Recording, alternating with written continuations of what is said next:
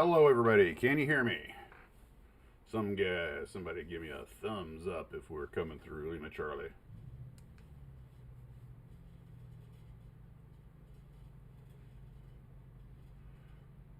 One way I can get a sound check is to actually play it on my phone. You can hear me? Good. Yep, there it is. Okay, turn that off so we don't get the feedback. Well, hello everybody, and welcome to another scintillating episode of Max's Models. I wore my Evil Universe shirt today, but don't worry, he's not here. I occasionally just wear his clothes. So, my sister-in-law made all these cool things for me, and of course, I got that shirt I got from Ray recently, and I want to thank you for that. Good. Excellent. There's a lag. I have this up on the YouTube, and apparently when I start talking, it takes about 4 or 5 seconds for it to show up for you guys. So it runs about a 10-second loop. So sometimes we get a little out of sync, just to let you know what's going on. All right. Well, unlike a lot of the previous shows, I did preload some slides and everything, and some stuff to talk about, but I didn't want to get it very structured, folks. So I've gotten a few comments from people. They seem to enjoy just chatting about whatever's on their mind. Hey, Frank, and Daryl, and Mark, and Gary, and everybody. Let's see. Chris is here. Great. Saguar, and William, George. Oh, that's great. Mike. Okay. The Com is here. The Cam. So before I get cranking on the few things I have written down, I thought I would just toss out, do you guys have anything that's on your minds that, yep, I'm reading. You want to sure? Everybody's got to make their own. I have to have mine made. Oh, Ray, yeah, Chris, Ray's talking to you. Ray, if you show up, if I can find his email, I'll tell him to give you a shout. The few things have happened on this, and nothing too big. Frank, I saw you got the remote eye for the Martian war machine. That thing's a little, especially if you put a sound card in it. That thing's a little too creepy for me. I think it keeps me from going to sleep at night. Okay. I just put a thought in my head. I brought this before. What was the genuinely creepiest model you ever had, like you bought if you bought like a Martian war machine or a Godzilla or a Frankenstein, something that having it in the house, it actually made you go ooh when you'd walk by it. I mean, it actually brought forth some of that delicious terror you got watching it in the movies. Oh, okay, Sungwar, Chris, Ray. Chris Sungwar is Ray. So if you guys want to get in direct contact, you can probably do it to the Facebook page, or you can email me and I'll forward it if you guys want to hook up. Unless I don't think you want to put your information out on a live stream, but if you do that, go for it. Ray, I think you've got yourself a side business going here. I don't make them, so if somebody else wants to make them and sell them, it's fine with me. This is all in good fun. None of the stuff's copyrighted, so.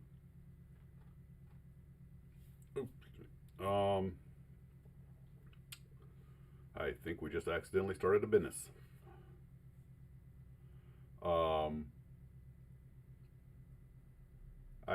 think I probably have your information. I can, so Chris, if it's okay with you, I'll just send Sungwar your email. That'd probably be the easiest thing. And anybody else wants to get contact, he wants me to forward your email to Ray, just, shoot me an email and, we'll send it to you. Yeah, I don't think anybody here is trying to make a buck off this channel, which is the beauty of it. We're all here because we want to be. Hello, HM. Okay.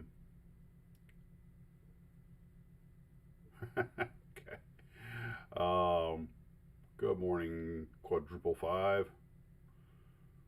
The used quad nickel is here. Hey, Adam. Oh, great. We're getting some folks here. I've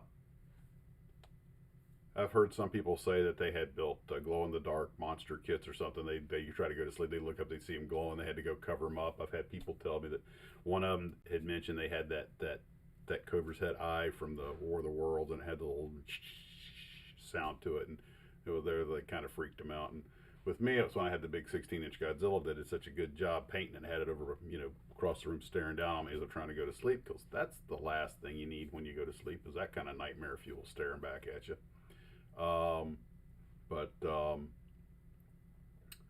It's I've never known anybody. It seems like most people who build models that they find actually kind of creepy, it's usually either kaiju or Martians. It doesn't seem like anybody's really bothered by like conventional werewolves and vampires and stuff. At least not the kit models. It might be a fidelity thing. You think about it. If you try to paint a model like Bela Lugosi, is the old Aurora kit, then it's really hard. I mean, really hard to get a lifelike human face painted on a model. I mean, truly lifelike, one that would actually, but when you're dealing with machinery like, giant invader machines or kaiju, which, that you can make that look a lot more realistic, and I think that might have a little bit to do with it. It's a matter of I guess the fidelity, and but it's a funny thing. Human tissue is one of the hardest things to mimic. Either cloth, plastic, porcelain, it doesn't matter. That's why when you see somebody that does these dolls that are painted where they're actually they genuinely look lifelike, everybody's so impressed. Ray did a great job on that shirt. I was very impressed. I actually have it in the Tarbis. I'm keeping it in there as one of my after hours shirts.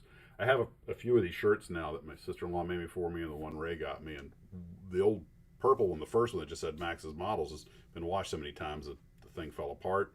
So what I tend to do is keep a couple in here, a couple in the sunroom, and a couple in the Tarbis, and then I just change into them when I'm going to do a video, and that way I don't have to keep washing them, and also I don't get food or glue on them.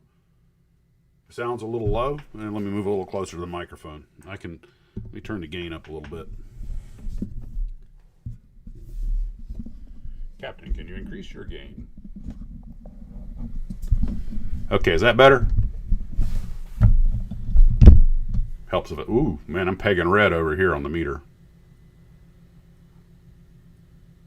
I don't want to blow out any eardrums. Yeah, the kit model fashionista. Let me move this here a little bit. Okay, now too loud. Okay. Testing, 1, 2, testing. Any better? Okay. One gun, too loud, one gun. Any better? Hey, Ray. No doubt you have, we got a couple of Rays here. Okay, that's good? Okay, very good. Yeah, I did the Brad Leisure video, the artist Brad Leisure. I did his bio video, and he, unlike a lot of them I've covered, he's actually still working. And I did the whole thing, and then when I went to listen to it, apparently I had the gain turned down. I was too far away from the mic and had this hissing and popping, so I had to re-record it. And the second time I forgot to plug the microphone in, so I did it a third time, and that was good. It's off to him. I sent him the link. It's unlisted because I want him to make sure I didn't make any mistakes before I release it in the wild. So as soon as he gets back to me with either corrections or that it's okay and go ahead and make it public, that video will be up. And he's currently doing a lot of the cars for round 2 and also for Trumpeter. So if you're looking at a model, at a new model car art, box art on round 2 or Trumpeter, it's a good chance that Brad did it.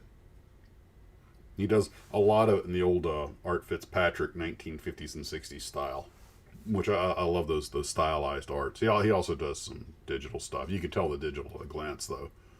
Oh, hey, Barry. Oh, that's cool. William, 5x5 is an old radio term back, and we're going like back to the 20s and 30s. You had, I believe it was an, I want to say frequency modulation and amplitude, but you had 2 gauges that went from 0 to 5, and when a radio signal was was very clear, you could hear it clear and you could hear it strong. One of them I think was strength and one of them I think was clarity. But then you were 5x5, which just meant loud. It's the same thing as saying loud and clear, and it meant you had a strong, clear signal on the old radios. Anybody who operates ham radios is probably familiar with it. And oh, spare ribs, yeah. You already had dinner? HM, where are you at? If you already had dinner, you must be, because it's only 3 o'clock on the East Coast, unless you meant lunch.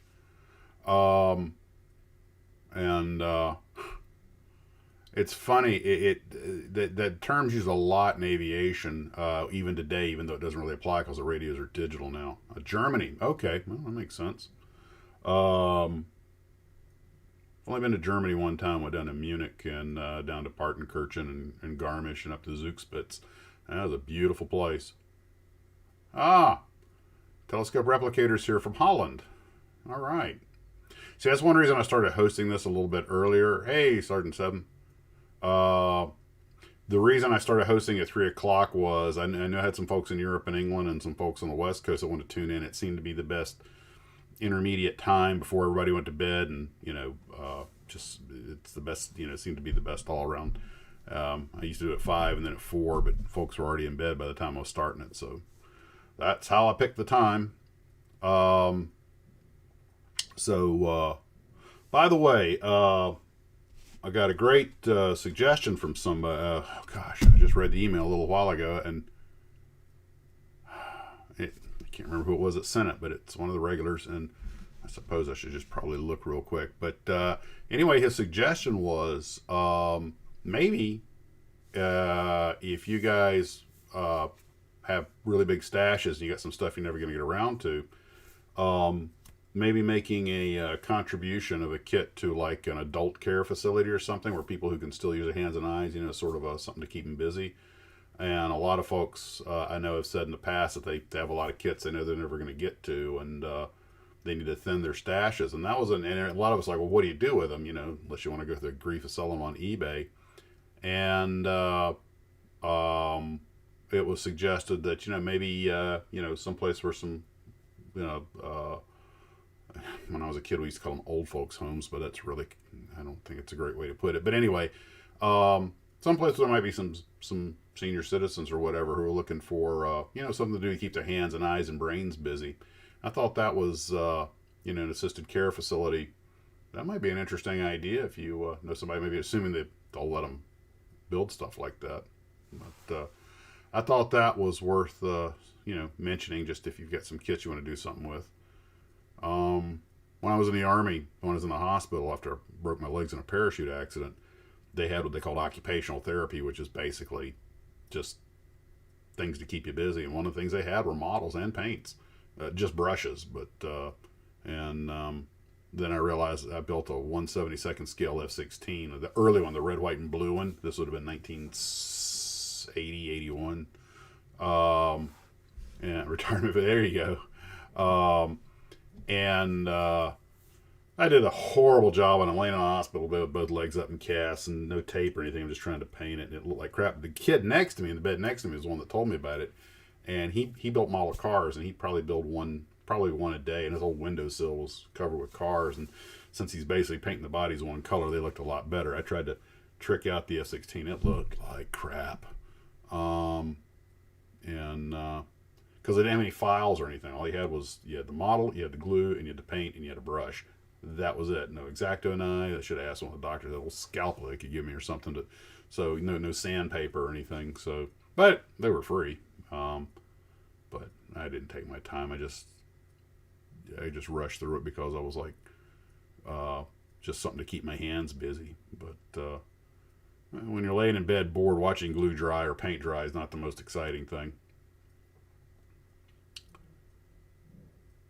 I'm just taking a second to read some of the stash for seniors. There you go.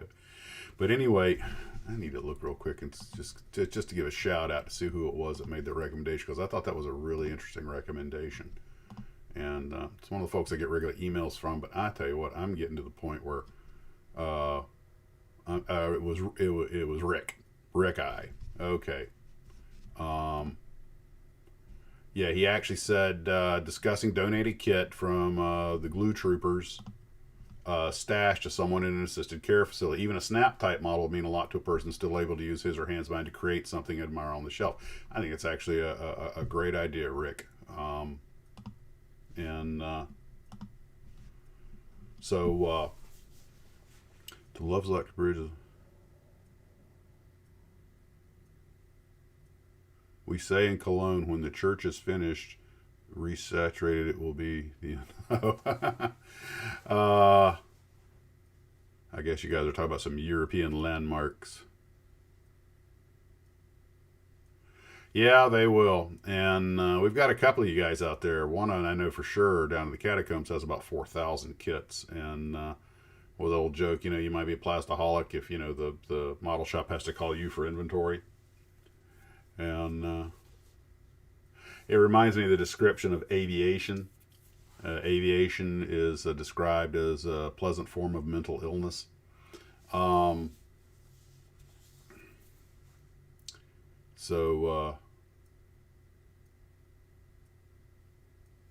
Well, yeah, Chris, I think the idea was just for a local place. If you have some place in your own hometown or something.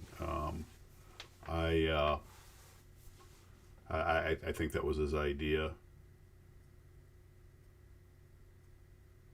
Oh, congratulations, Needham. Yeah, in those articles I read about the benefits of building models, especially as we get older, the hand-eye coordination, keeping the mind in the hands busy is supposed to be one of the benefits. Your brain has neurons in it that if they don't get practiced, if they don't do something, they will atrophy, just like a muscle will atrophy. And apparently building a kit model, even if you just tinker with it from time to time, it has a very positive, especially after you retire, it has a very positive impact. Plus, if you're a working person, it's good for reducing stress, and if you're retired, it's good for keeping the motor skills going. And I can tell you, it's you want to see someone really grow old fast. Give them nothing to do. Well, who doesn't want to wingnut wings? The kits are still floating around out there, and I understand some of the molds have been bought. Now, I don't know if the quality of production will be as high. I think it will be. I would guess offhand the molds probably aren't even going to move. They were already in China. My guess is they'll stay there, just get reboxed by somebody else. Hello, Michael. Right now, I am working on that little Ford pickup truck for the that was just sent to me. But it was Gary that sent that. I'm finishing that up, but I can't finish it because I need to take some pictures of it, disassemble it because I need to get some wreckage scenes, and so I'm gonna pose it and dress it up, take those pictures, and then I'll finish it off. But I'm working on that. I'm working on the Twin Otter, which I actually could finish the Twin Otter pretty quickly. I've got most of it built. I just got to get it painted. Those are the two things that are on the table. I also have that monogram infantry, which, by the way, speaking of that, I'll go ahead. I had a picture loaded of that. I'll just go ahead and show it to you. This is I was going to talk about force perspective. These are the monogram infantry I was given. These guys are around 1960 vintage, and as you can tell, the policeman and the motorcycle in the background are 1:48 scale. And some folks had asked me about and I still have to paint these guys, of course, but I'm going to use them in the diorama, but I'm going to use them in the project. They're not going to go on the diorama because obviously you can tell that their scale doesn't match. There's the 1:48. That's the second policeman that I just painted today, just before I came in and did this. And of course, there's the 1:35 scale infantry. Obviously, close together they don't work, but spread them out correctly and set up the appropriate background material and the force perspective, they actually work quite well together. So I'm working on those. I got to paint all these guys, and force perspective can actually even work from a slightly elevated angle. Now, that wouldn't work. I'd have to back it off further, but it really works best though when you do it like that. And you have to make sure that whatever is going in the background draws to a point to fool the eye into thinking that these are further back than they are.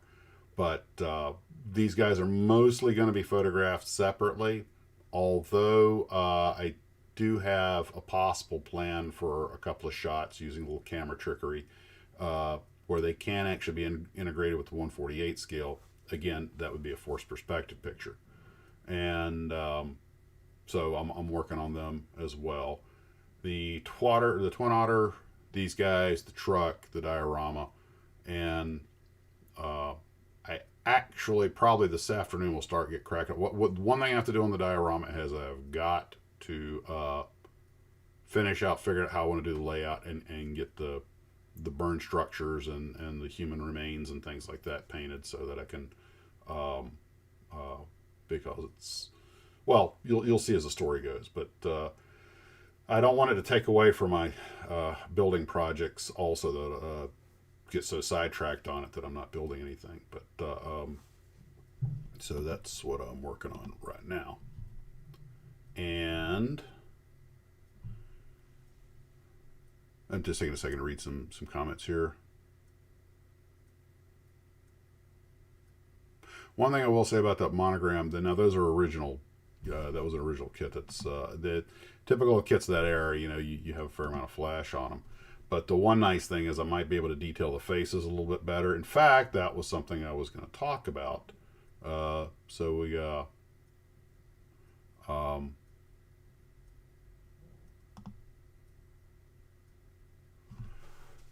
painting figurines. So this is a 1/35th scale.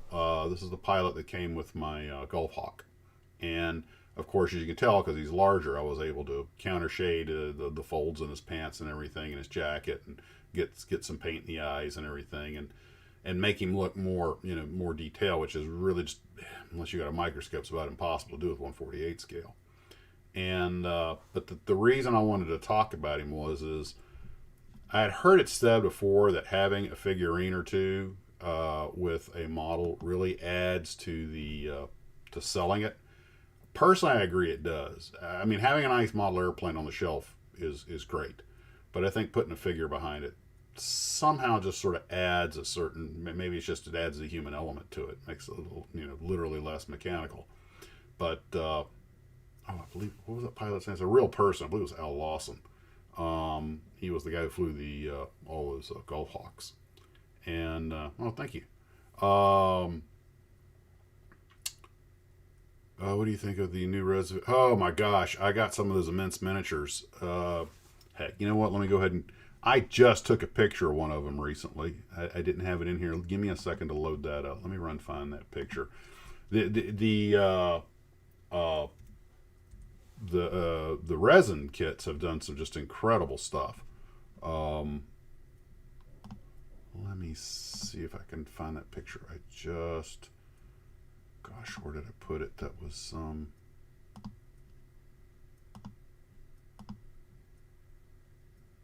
Yeah, there it is right there. Got it. Okay, now look at this. This is one of the immense miniatures. That's Mark Tyler. If you guys are looking for any race car miniatures, he's the guy to go to. Now look at these. Look at these heads. I mean, that is impressive. And he sent me 4 of them. The only one I've done is Tazio Nuvolari, and had some pictures of him standing by the GTOs. But you just the level of detail, and is just incredible. And of course, he gives you 3 heads with each body, because whether you want the helmet, the goggles, obviously you can see that. Hey Garfield, the orange tabby made it, guys. It does. Let me see if I can find that picture real quick of Tazio standing by the GTOs. You guys have probably already seen it.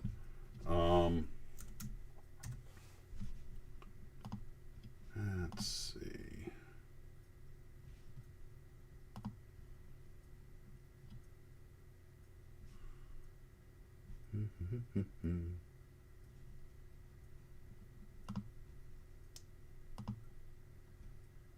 I am looking for the. I know I used that picture in the recent viewers build, so that's what I'm.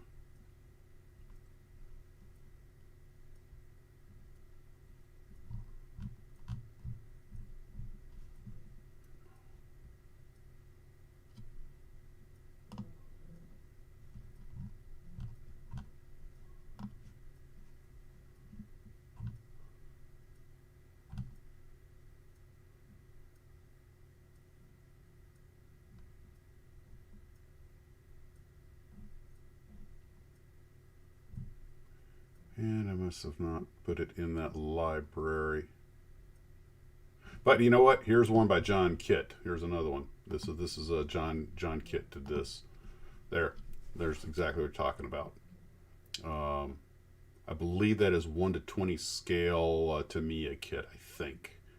I don't think John's with us right now, but he does nice work.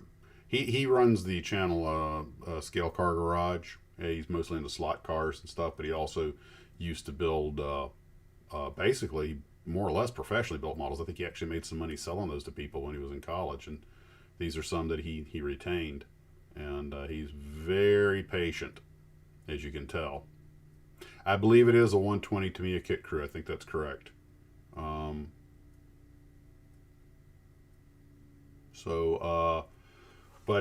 Yeah, adding figures. Personally, I know if you want to make figures look good, it's really, really, really,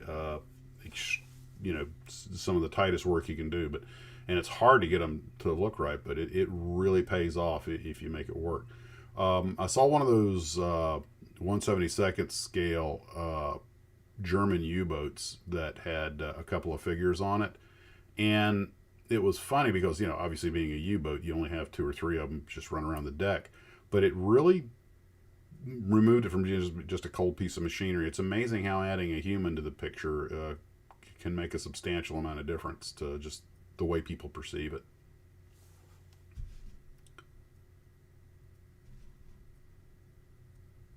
The one thing, though, is I think most of us get annoyed when we buy an airplane that doesn't come with a pilot figure.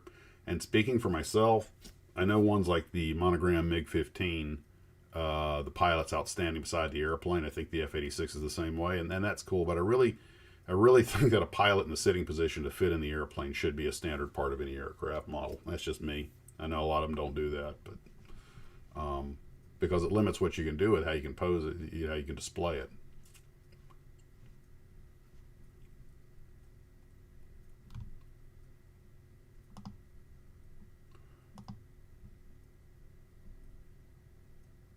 But just sitting on the shelf, just having the pilot stand in the airplane, I think helps it out a little bit. Well, anyway, which is it that bad, huh? Yeah. I'm surprised. To me, normally has really nice characters and figures. Those oil drums and everything that I've been making and the gas cans are ridiculously detailed. And if they all fit nicely together, of course, you still got to seal up you still get the seams down the side you have to fill up, but the tights, the fit's so tight that shouldn't be too much of a problem. Yeah, I'm using about every 1/48 scale character I've got to make this diorama, and it's you think you have a lot of them, and you do, and you start putting them, but then when you have this image in your mind, and then you get everything laid out, you go, wow, that's not as many as I thought it was. I almost bought a batch of O-scale just pre-painted little model railroad characters to stick in there. I was like, nah, I didn't paint them, I didn't build them. That's kind of cheating. The whole idea, I mean, you want the diorama to look nice, but you also want to build what's on there. And that's my thing. I mean, I'm not judging anybody else who decides to do it a different way.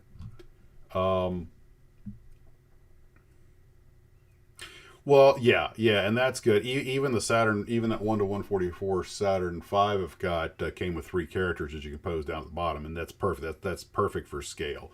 But no one expects you to detail those out. You can always have smoke coming out of the bottom like a launch and have a couple of them running. Yeah, wee. I thought I told you guys to clear the pad. Japanese carrier crew. Wow, yeah. It gets really difficult. That's when you build something like a battleship or an aircraft carrier. The people will be so tiny, it'd be hard to even tell what they are. At that point, putting people on it, figures on it gets... I know a lot of them, they just use the little flats, the little silhouettes of people you can put in there. And that gets... World War I... you say you're looking for a World War I pilot. I know that Mark H has been building a lot of World War I aircraft. In fact, there are a lot of the ones that were in the last viewer's build. And he's been using putty to build up characters from different models. and using putty to build up the jackets and all the details, and they look really good when he's done with them. So there's always that. Any World War II pilot, you just ground off the headsets, and file it down a little bit, and you can put just a tiny bit of putty to make the furry jacket, and you pretty much can make a pretty good World War I pilot out of it. They're pretty easy conversion. Which brings us to the next thing I was wondering about, which kind of follows on to putting characters on there. And a lot of people, I'm going to show you guys a little video here. It's probably got some built-in volume. This is my Gulf Hawk, and it has those retracting landing gears on it, which are very tricky to build. But I have a love-hate relationship with models that have functioning stuff on them. And I was kind of wondering about you guys' attitude on models that have stuff that works. And that's a very complicated gear, and they had to sacrifice a certain level of detail on the model. Like you can see where the hinge points are bigger than they are on the real plane because things made in plastic. And I sort of have I really love that they make something that can do that. You feel good when you get it and you get it to work. But at the same time, you're kind of like, yeah, but if you're trying to make a really accurate model, this is taking away from that. And when I was a kid, I used to build a lot of the monogram kits that had the folding gears on them so you could play with them wheels up and land them wheels down. But it wasn't long because they're not toys, they're models, and it wasn't long before they broke. And I was just kind of wondering how you guys felt about all that. I mean, it's one thing now. I'm not talking about ailerons that can be positioned or moving control surfaces, although those usually gap out with larger than real gaps just because you just can't get it that fine.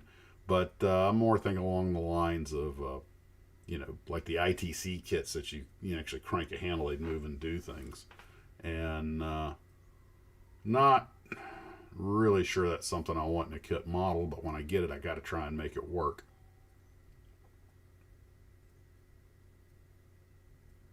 I'm reading. You can get civilian characters at the art supply. We have a store called Hyatt's here in Buffalo. You can mail order. Fairly detailed. And they're in 1/48 scale? Because that might be worth looking at. I got plenty of military characters. I've actually had to put... One thing I'm doing for children is I'm using 1/72 scale characters and using putty to build up their clothing and make little boys and girls out of 1/72 scale military characters to put to the 1/48 scale as the adults.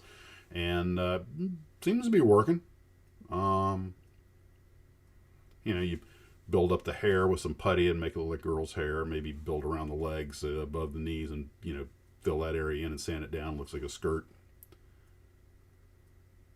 Too many moves nice until they fail. Usually without yeah. That's exactly replicated. I don't think. And now that I thought about bringing the Gulf Hawk off the shelf here to show to you guys, so I don't have my desk cam today because I decided this would be more of a conversation than me trying to show off toys. And I don't even do it anymore because now it's binding and something in there is sticking, and I'm like, don't force it. It's just plastic. And once you break one of those, there's no way you're going to fix it and get it to work again. And yeah, Garfield, that's exactly that. That's kind of my read on it. Although it is cool to build a motor and make it work, just kind of as a modeling challenge. But once I go, hey, maybe give 5 seconds of video, look, it works, and then never use it again. Where was it you were talking about? Art supply store. We have a store called Hyatt's in Buffalo, and we should probably write that down. Hyatt's Art Supply. I'll see what they got online.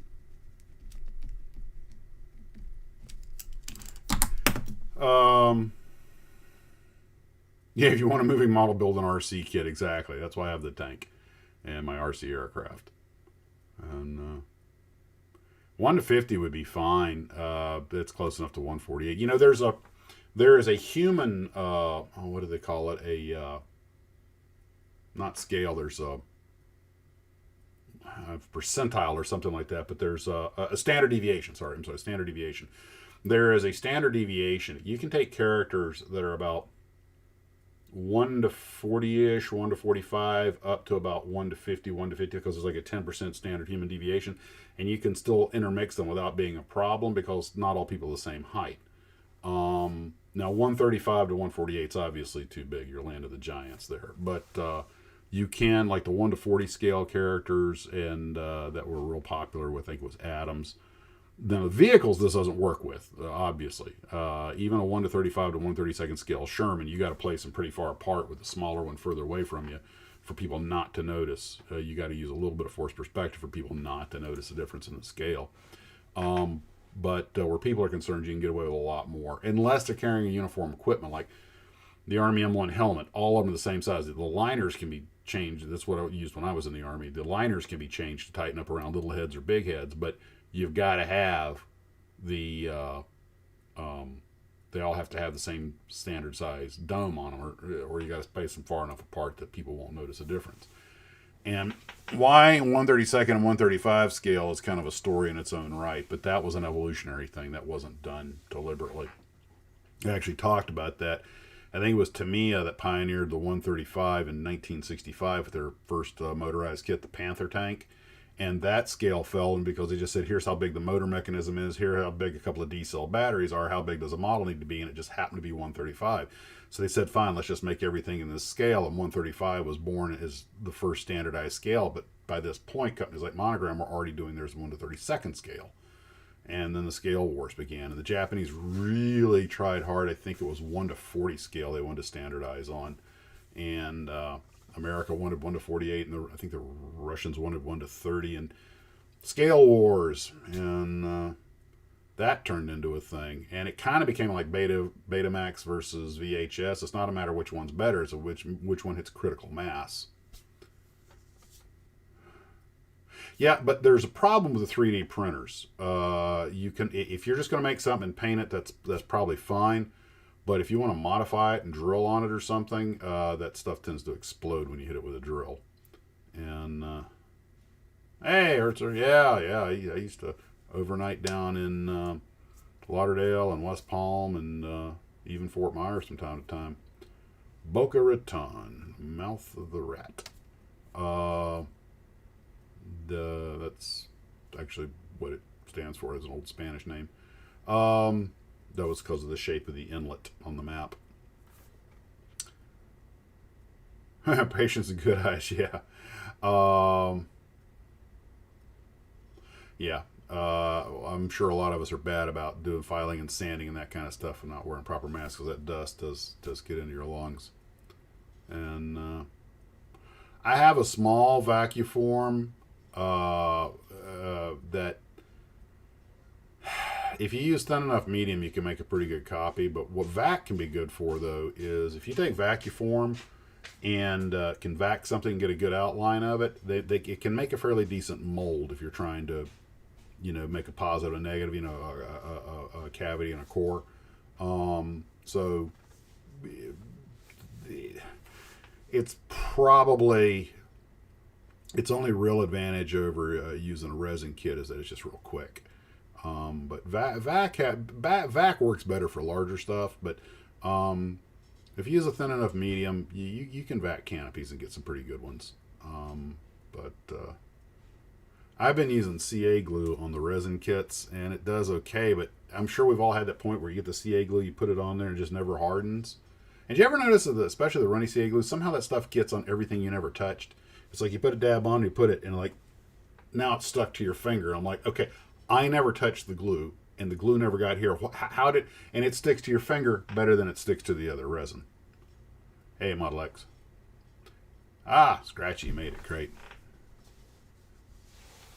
Oh, tub of water. That's an interesting idea. I didn't think about that. But I've had my best luck with CA glue, especially the thin stuff, by putting a little in something and dipping it and then putting it in there, because it seems like if every time I try to use an applicator, just somehow it just takes off and goes somewhere it's not to. And usually it seeks out my hand and I wind up glued to whatever it is. And I tell you what, your skin will give way before that glue will.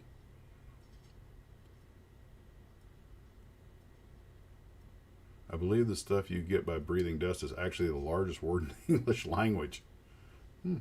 Okay. Yeah, some of the stuff you can do with 3D printers is pretty insane. I don't know if you guys saw that thing on, I think it was a Sense of Scale about making the Mandalorian ship for the new TV show, The Mandalorian. But did you guys know that that's actually a practical effect? They actually built a model. It's about 2 feet long, and there's video on how they did it. And they did the 3D printing, which had all the inside structure and everything that they had to build. But he said the problem was is that the minute they touch it with a drill, it just exploded. So they wound up using it to make a mold, to make a fiberglass one, which they could work with in a normal way. It's a really nice model. They deliberately made it look rough, but when they covered it with real metal, like I guess it was foil, so it actually has that shiny look. Now they do have a CG model they use, but they try to use the practical model as much as possible. Filoni and Favreau like that tactile thing, and Favreau was actually talking about the model. He said one of the nice things he learned about using the model is that when the series wraps, the producer gets to keep the model. And it's funny, when they started shooting the model against blue screen and doing some of the things they did, everybody had gotten so used to using CGI that when the people on the show heard that they were actually using a real physical model, all these people on their lunch breaks would come down to the studio to actually see the real model. One of the things that they had to do, which is more of a camera trick, but it's the kind of thing you do with a model, is that if you've seen The Mandalorian with the ship, because it's got that shiny surface, it flies over the desert, you see the desert reflected on the sides of the shiny sides of the ship. Well, I need to get a model of the Razor Crest. That's the name of his ship if one comes available. I'm surprised I haven't seen one on the shelves yet, as popular as that show is. But anyway, they had to get a way to get the reflections on the side of the ship. And remember, it's not CGI. This is a real model, and they're not going to use CGI to do it. They do use the CGI sometimes when they have to, but they try to use it as little as possible. So what they did was, I forget what they call it, something like the cavern or something, but they put these white sheets, like a pup tent, and they ran the model through it. And what they did was they projected images of the desert scape up on the inside of this tunnel they made, ran the model through it with a camera following the model, so it filmed the model as it would reflect the actual projection. So when you see it fly over the desert, of course that's composited in there, but when you see it fly by, all those reflections are actually real reflections. It's not some after effect, and it really makes a convincing effect. And this is something I would say in a day that 189,000 letters and takes 3 hours to pronounce it. And that's not a word, that's a book.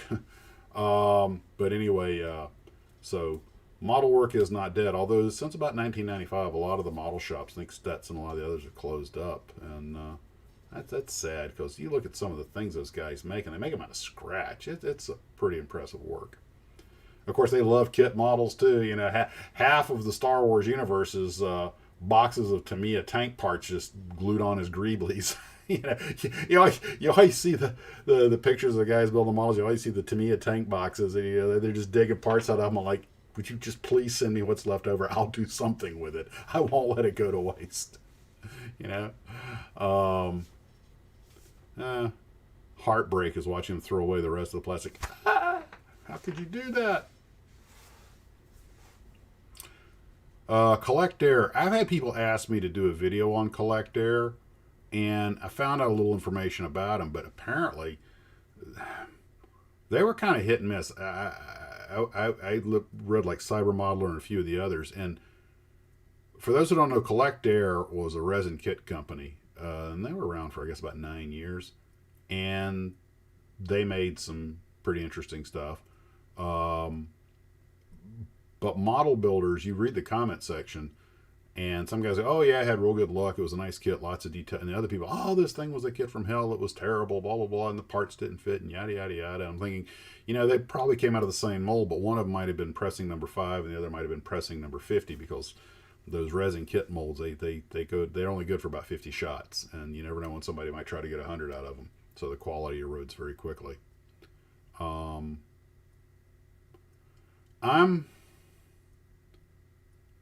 I've done some resin work, and I've built some resin models, and I've used resin aftermarket parts. I'm not. I think I would personally, just speaking for myself, I'm not passing a judgment, but I think I'd rather just work with styrene, stay with the one medium. But sometimes resin's your option. But I haven't. I don't normally hyper detail the inside of a kit because you build all that stuff up and then you can't see it. I'm like, well, I know it's there, but that buffalo, an entire resin sheet was missing. And that's what I get for buying secondhand. You take your chances on eBay, and but I know a lot of people don't care working for them, and you got to use a different medium. You can't use regular glue. You've got to use like CA glue or something on them. But if you take your time with them and do enough of them, you get used to it.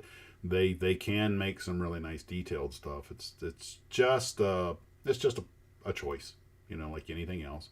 Some people don't like real rubber, and some people love real rubber tires, and some people hate them. And some people like having metal parts, for structure, and some people hate that too. Some model cars I've had came with real metal axles and everything, and some guys because it's really hard to get that to adhere to the styrene components. And so again, it's just but given my druthers, I would probably stay with a kit that's all styrene. Multimedia can make some beautiful stuff, but kind of a casual builder, so I often don't get that too far into it. But for the guys who like it, and they will accept no substitute, and they make stuff that should be in a museum. Yeah, they are. The detail sets can be more expensive than the kit. They can. Classic example is that to me, well, right here you can see. Not that one. Well, actually, yeah. You can see these are the Tamiya jerry cans and oil drums. And gasoline drums, and those are now. You'll notice some of these drums have thick reinforcing ridges on them, and some have shallow reinforcing ridges on them. I think one's supposed to be gasoline and one's supposed to be oil, but so they are specific. You can't mix and match, but they just really look good. Though I was like the level of and you look at the jerry cans, those little 3-pronged handles are separate pieces. So, but that little kit is and it comes with a lot of units, but it's still it's pretty expensive, and I appreciate that being sent to me because it was Orange Tabby sent me that, and I really do appreciate it because that's going to look good on the diorama, and actually that's going to build into the story. I've kind of broken the story into 4 parts, sort of like I was juggling Act 1, Act 2, Act 3, Act 4. And then an epilogue. And when I said that, people were like, oh, a Quinn Martin production, for anybody that catches that old joke.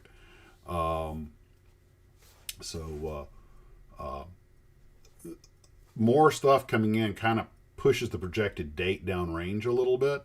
But that's okay because this thing is actually starting to turn into a movie storyboard. It's going from just a diorama to actually several phases and stuff. And it's... I'm gonna guess the video will be 6 or 7 minutes when I'm done. Maybe longer, maybe less. I really honestly don't know. The thick ones are German pattern. That makes sense. Okay. By the way, for those of it is true that the jerry can it was a German design, and the Americans copied it, and because they copied it from the Germans, who they used to call jerrys, they called it the jerry can, and that name stuck, and they still call them jerry cans today. The ones with the X normally painted black would be actually water cans. That's the way we did it when I was in the Army. They were heavy black plastic. And that was to make sure you didn't mix up the water and the gas. Caption color code in your video. Yeah.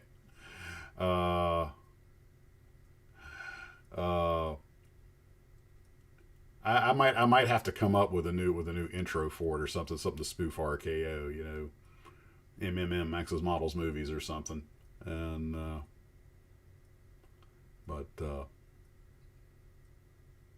many photo etch updates on the Titanic 1 that are there now? Cod, who knows? For a ship that only sailed one time, that has to be the most modeled ship in history. It's not so much the ship as the tragedy, but it was kind of like I think the reason people have such a fascination with this, what you might call the perfect tragedy. Oh yeah, that Quinn Martin. That's right. A man too long without sleep. When that used to terrify me as a kid. That was another one that terrified me as a kid. When you drive down that lonely road and see the UFO, I used to have nightmares about being off by myself and seeing a UFO landing, and I couldn't tell anybody. You know, it's like running in water.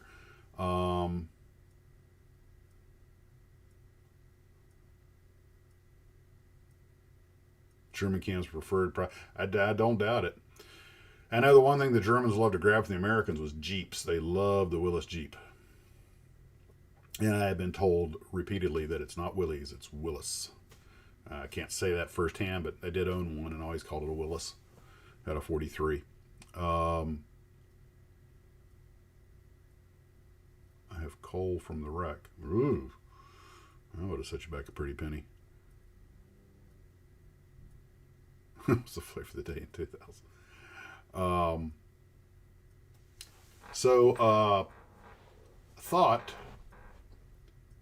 The Brits had the flimsies. The great stoves. Yes, Willis. Quinn Martin. A Quinn Martin production. Act 1. Yeah, I actually have some HO track that I thought about laying in the background. Again, poor perspective, but I think I'm just going to... I don't think I'm going to do that. But thought about having all the refugees walking up a railroad. But I was like, no, I can't. I'd have to actually go buy some O-gauge track to do that. Plus I think walking up like trails and gravel roads has more of the feel I'm going for. Although Flaming Trains, 1 to 200 Edmund Fitzgerald, yeah. Another famous ship, largely due to the Gordon Lightfoot song, but, which he did not long after it went down in 75. That was the same year he released the song. And ironically, I was surprised to learn that the song is surprisingly accurate. I mean, it's a ballad, but it's basically what happened. And yeah, Willis was actually not the designer of the vehicle. Believe it or not, it was designed by a little company no one had ever heard of called the Bantam Car Company of Butler, Pennsylvania. But they did not have they were small. This is back when there were a lot of small car companies, but they didn't have, the Army knew there was, even though they won the competition, which infuriated Ford. And because he had his, what was it, Ford the Pygmy, I think. Which people actually liked it better, it drove better, but the transmission wasn't robust enough, and I think it had a column shift. When the Willis, when the Bantam Car Company had their vehicle selected, they didn't make the money you thought they would, because they decided to have Willis Overland and Ford produce the vehicle. And trivia, if it's a Ford, it's a GPW, and if it's a Willis, it's a Willis MB. And GPW, contrary to what people think, does not mean General Purpose Willis. It was the designation system of the Army back then. And you see all those weird letters on an Army vehicle. That is because the Army had a nomenclature system, and each letter stood for something. One was the manufacturer, other was a type of vehicle, and so on and so forth.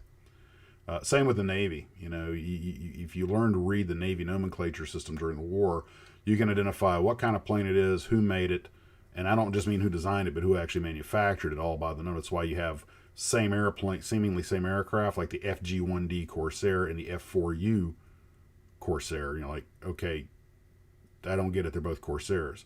The FG fighter Goodyear, that means it was manufactured at the Goodyear plant. And the F-4U fighter, fourth one made U, stood for Chance Vought. And then people go, well, wait a minute, it just says FG. That's because that was the first fighter plane that Goodyear had manufactured for the Navy, so it didn't get a number. So instead of being like the F2G or the F, it was just FG. The first number that the Navy would stick in there would start with the second aircraft of a given type. So if Goodyear had made a second fighter for the Navy, it would have been the F2G. But the first one was just FG, not F1G. And that goes all the way back to the first Grumman fighters, the little flying barrel, was the, in fact, that picture I just showed you of the Gulf Hawk, that was a modified F3. But the first fighter that Grumman, F was the designator for Grumman. I have no idea why, it just was. Fighter, Grumman. First one, FF. So the first fighter that Grumman made for the Navy was designated FF1. Fighter, Grumman, and it was -1 model. And then, but often just called the FF. Then when they made the Flying Barrel, the upgraded version, then it went F2F, F3F, F4F, which became the Wildcat. Yep, SB2C, Scout Bomber second version Curtis, exactly correct. And also known as Son of a Bitch second class. And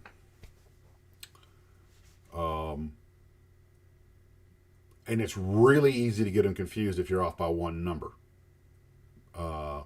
Because you have what was it, the S3C and the SC3 or something like that, and one of them is like the CMU and the other one is the old Curtis biplane. What's it? SOC, Scout Observation Curtis. That's the biplane that they were using at the beginning of the war. Then I think it was Curtis made the CMU, which was like the SO3C because it was the third one that they had made, and it was a real disaster. Whereas the earlier biplane was very popular. In fact, a lot of guys didn't want to get rid of it. A lot of guys preferred it to the later Kingfisher. The Kingfisher, you have to remember these scout planes are, a lot of times they're underpowered, had trouble getting off the water. I actually knew a man who was a crew member on a Kingfisher and on a Grumman Duck, and he much preferred the Grumman Duck, the biplane, to the sleeker monoplane, because he said that Kingfisher was just so underpowered that sometimes they would have a destroyer steam by and cut a wake, so they get the plane going, it'd hit the wake and use it like a ski ramp. It could have trouble coming unstuck from calm water. But they put those little engines on them because they want them to have long range, and they want to be small and compact. And the Kingfisher looks like a big airplane until you go up and see one. You realize it's really not all that big, because it had to go on the back of a ship, it had to get off a catapult, and it had to fly a long way on a limited amount of fuel. But he always liked the Grumman Duck. That biplane with all that extra wing on it would pretty much come off the water without too much argument. And it was just very draggy. It's interesting to talk to the guys that flew in those airplanes. It all looks cool. We build models of them. But then you actually go for a ride in one of them. You realize you're just sitting there going and freezing your rump off at the same time. You're like, oh my God, they were a tough generation. TBD, yep. Torpedo Bomber Douglas. And although technically it was the -1, they never made a -2. And the funny thing is, you look at airplanes like the Devastator, and by the time Midway rolled around, or Coral Sea, and they were getting shellacked, obviously, because they were so far behind. But you realize that airplane had only been designed 5 years before. When it came out in 36, 37, it was actually a viable frontline airplane for about 2 years, because most navies were still flying biplanes. But then as soon as everybody started flying monoplanes that were going 100 miles an hour faster and started carrying cannons instead of twin 30 caliber machine guns, just like that airplane was instantly obsolete. And contrary to what people think, the Navy was not negligent. They were working on a replacement. The Grumman TBMs, which would later be called the Avenger, were actually on the production line, and 6 of them were at Midway. But it takes time to ramp up the production and everything and get it going.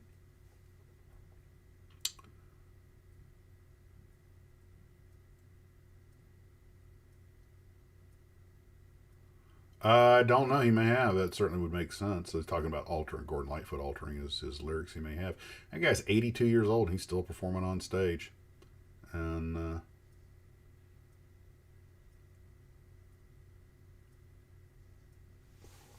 well, that's impressive. Yeah, a piece of cold Titanic and a rivet from the Golden Gate. I actually have touched a piece of the Hindenburg that melted down that was in the Chino Air Museum, and I've touched a couple of moon rocks. Yeah, TBF's Grumman. Like I said, F is the Grumman. TBM is Eastern Aviation, which I think Eastern Aviation, I think that was a division of General Motors. And I tell you something else. Okay, TBF has rear turret. Most TBMs didn't have turret. I'm not familiar with that. That's correct. In fact, Langdon Fieberling was the unit commander of the 6 airplanes that went to Midway. And just to give you the real, yeah, the M was for General Motors. That's what I thought. General Motors Eastern Division, yeah.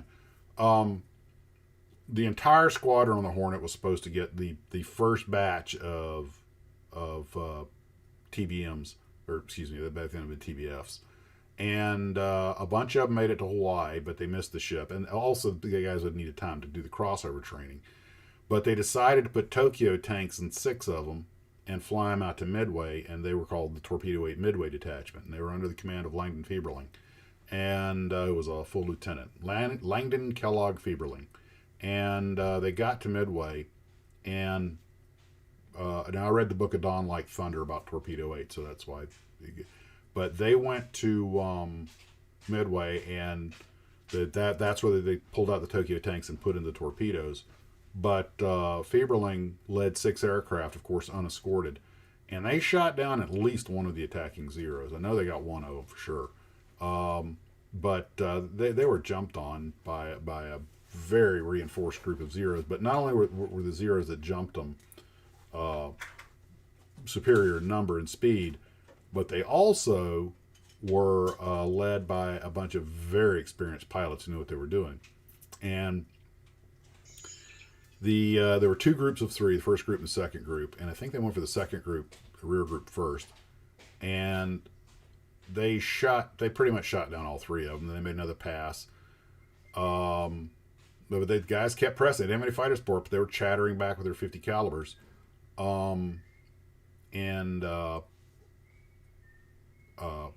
Bert Ernest was flying 8T1, which was supposed to be Waldron's airplane. It was actually, you can go on YouTube right now and put in, Midway TBFs, and you'll probably show the pictures of the shot up TBF that made it back to Midway. That was Bert Ernest's plane. He and Harry Ferrier, and Harry Ferrier only passed away about a year ago. But all 3 of the airplanes in the other group got shot up, but a couple of them got their torpedoes off. They didn't hit anything.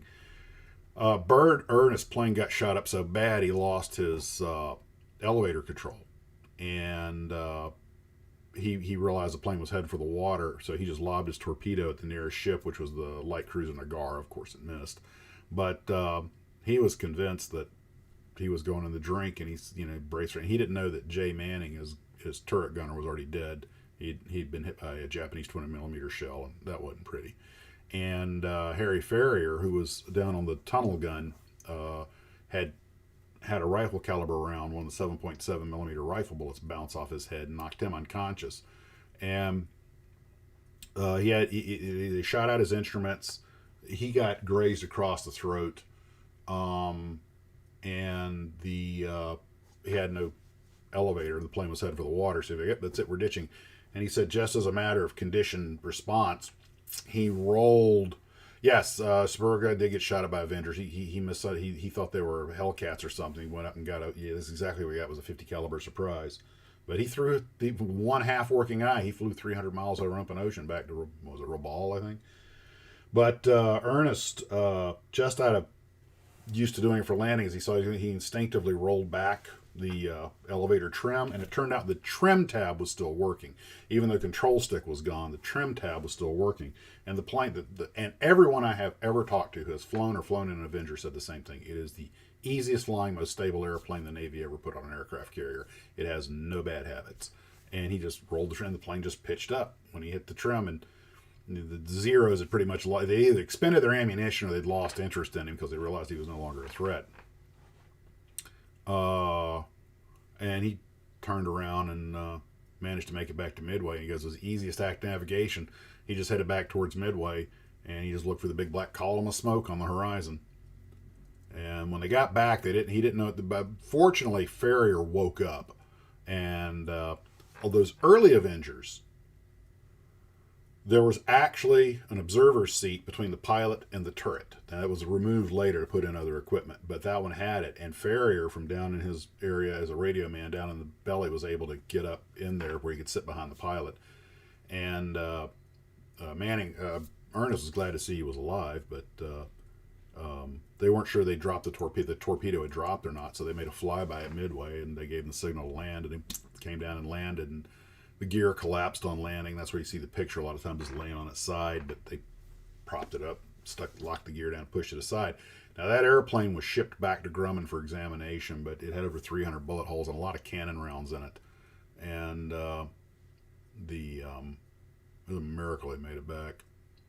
And but that was actually supposed to be Waldron's airplane 8-T-1, Squadron 8, torpedo, airplane number 1.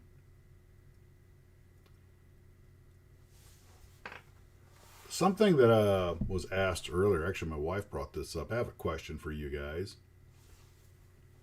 I want to know 2 things. One, what is your Holy Grail kit? For me, it's the, what is it, XF-108 Rapier. I think Aurora made it for a little while. I only know one person even has one. It's the jewel in his crown of his collection. And the other one is your the one that got away. Another one, the kit you didn't buy that you wish you had bought. And that's a target-rich environment for me because I'm not sure. There are several kits I'm like, I don't think I'll get anything. And you forget about it, and then a year later they quit making it, and all of a sudden it's a rare kit. Like, oh man, I had a chance to buy one of those, but it was $3.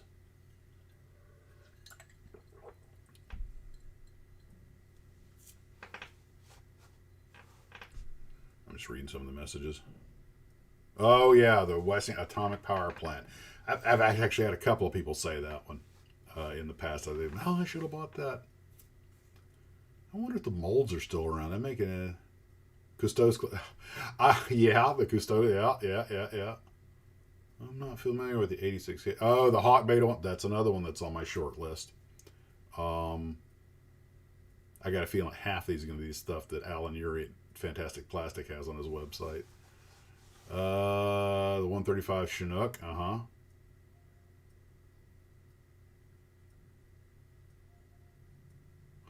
well, fair enough.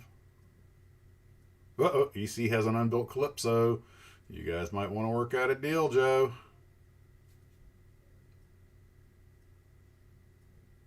I wasn't even familiar with that Handley Page 0400 kit.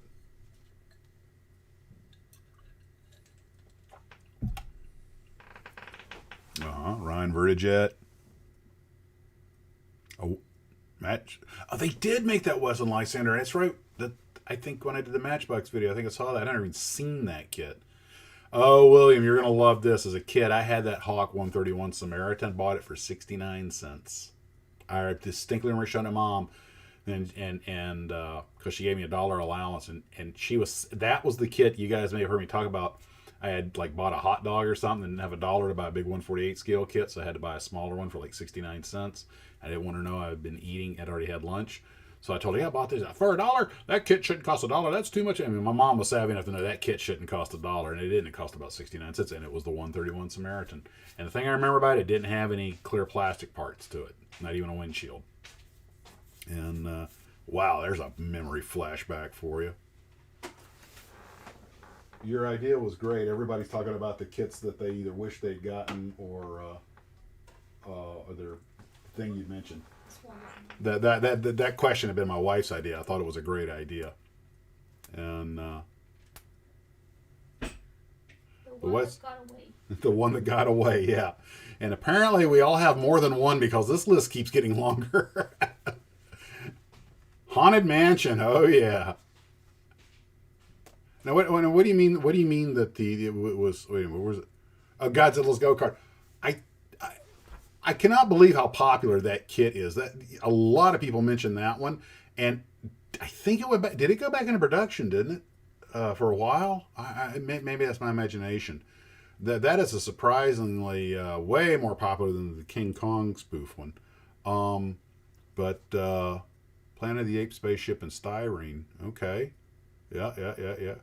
Now, okay. There's a tip for changing the power station. The Model of One used to try to set it on fire. Oh man, that is so wrong. What was one of you was saying that there was something wrong with the Westinghouse when it was out of what were the proportions off on it or something or what?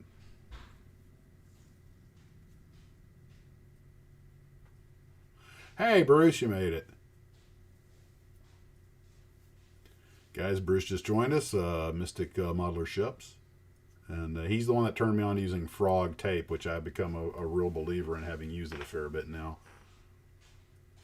I say a fair bit. I've used it about 4 times, but I mean, I've been very happy with it. Bruce, how was your, did you start on the Mariner yet? How's that going? I know you, I think that was going to go to the head of the line. Ah, John, you're here. I was just talking about you earlier. I was just showing your picture. Guys, John's with us. He's the one that made this. And John, I think I told him, I think that was 1 to 20 scale Tamiya. That's how we need to make it. Poho popped one off, but Toho filed a lawsuit. Oh, the Aurora kit. It got pulled like the Aurora kit. Oh, okay. Well, you'd think they would just make a deal with Toho. Yes, John, guys, that is a 1 to 20. And the Revell, oh yeah, a lot of the old Revell, the early space stuff. I'd love to get some of this. Some of them, like the old Van, that they were repopping, like the Vanguard. And of course, I think Lannis is making some of it, and a few companies are repopping a few of those things. And of course, a lot of stuff's made by Glencoe. I heard a story that, let me rephrase that. I was given a hypothetical. Okay, that when companies, like say a production house, films a movie with something, they figure they have the rights to it. But if it turns out that they didn't actually design it, that they had copied someone else's design or used someone else's design, they actually don't have the rights. So, for example, with the Godzilla model, obviously Toho created that thing from whole cloth, so they own all the rights to anything that even refers to it. But let's say someone builds a spaceship from the 1950s, but some production house says, oh, no, that we use that in one of our movies, that's ours. But then the guy making the models says, oh, no. Here's film or pictures of this scientist who invented this thing. You just used his work, even though you might have had protection, but you didn't create it, so you don't actually own it. So I can make it. Or perhaps NASA developed it and you used it in your movie, but you don't own it because public domain. So some things that are made, sometimes we ask, why is this kit made, or why is that kit made, not this one? And sometimes, a lot of times it gets into the legal. It's either one of two things. It's either going to be the legal stuff, or it's going to be the commercial viability. Now, obviously, something like the Razor Quest from the Mandalorian, that was created from whole cloth by those guys. They own all the rights. I'm surprised there's not a kit of it, or if there is a kit of it, I haven't seen it. But let's say someone makes a movie using a spatially Moonraker shuttle. You know, they're going to have a hard time. You know, maybe they might not be able to use the name Moonraker, but you know, they could certainly make the shuttle and make some similar looking decals, and maybe give you a letter sheet to make your own, or give it a similar name that could be easily modified. There are ways around. There's some things I want to say, but I just can't. I promised I wouldn't. Anyway, so so when you see what's out available, there's a reason that it's presented the way it is. There's a reason it's called the Mars liner, not the Moon liner, or something like that. And that's all I have to say about that. Johann Eldorado with the horns on front. I remember that box art. I had that 124 scale Huey. Oh, no, I had the B model, not the D model. Was it Revell? Anyway, that's probably the biggest model helicopter I ever had. Tester's paint. Okay. My understanding is that, yes, Testers was bought by Rust-Oleum. And from what a little bit I've been able to find out is that Rust-Oleum is going to be putting the Model Master paints out of production, I believe, just because I saw an article about it recently, and apparently their exact words were, the customer base is gentrifying. We're not selling enough to make it worthwhile. It's just that simple. It's purely a sales number thing. So to me, it's still going to be making stuff, and there's still going to be other ones out there. But if you're a tester's model master guy, you might want to run down to the shop and grab what you can, because at some point, I don't know when, but at some point that stuff's going to disappear. And it's unfortunate. I would say they could sell it to someone else who might be interested, but I don't, given the cost of setting up production like that, I don't see that happening. I pretty much grabbed everything at the hobby shop last time I was there I could get my hands on, and I'm good for a while, but I also use Tamiya's pretty regularly. So for those who are yeah, the Aztec line is right. Well, they may have put it out of production. They may be selling off existing inventory.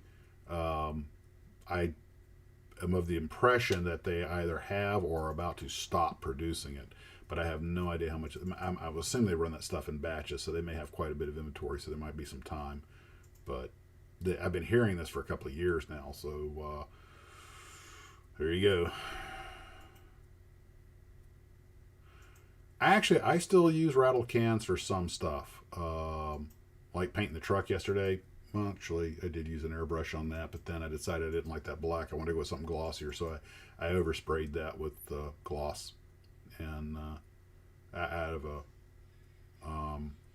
a rattle can. But I like using the airbrush better. It gives you a lot more control. But when you're doing a large area, just one color, rattle can. I know you waste a fair amount of paint, but it sometimes it just makes it real easy.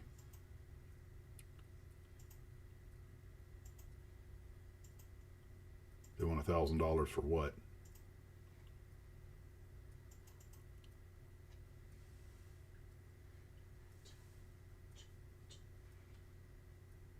Yeah, rattle cans certainly have their advantages, no question about it. And the thing I have to be careful with rattle can, make sure you shake it well, obviously, but also when I spray it, don't try to fill in every gap. Just let the stuff hard, but do it in thin layers.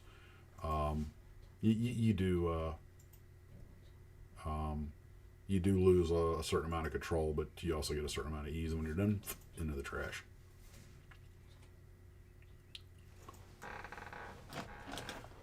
Oh, I'm trying to think of what model I wish I had. I know the Rapier's one, but there's so many. A lot of that old goofy stuff that Hawk used to make, like you said, the Beta 2, all those things. Just back when engineers were not afraid to dream. That's back when we thought we were going to be, living on the moon in the 80s and on Mars by 2001.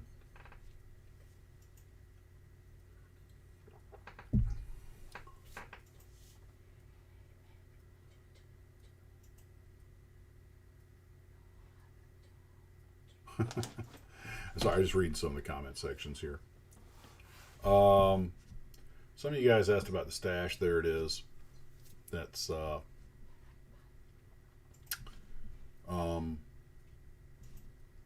that's pretty much the whole thing, except for the few of them I have already opened up on top of the cabinet.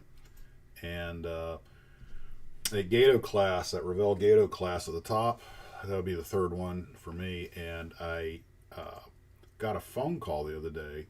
I had built one for one of our captains at work, who his grandfather had been the skipper of the USS Trigger, which unfortunately was lost in '45, just about a couple months before the end of the war. Oh, thank you.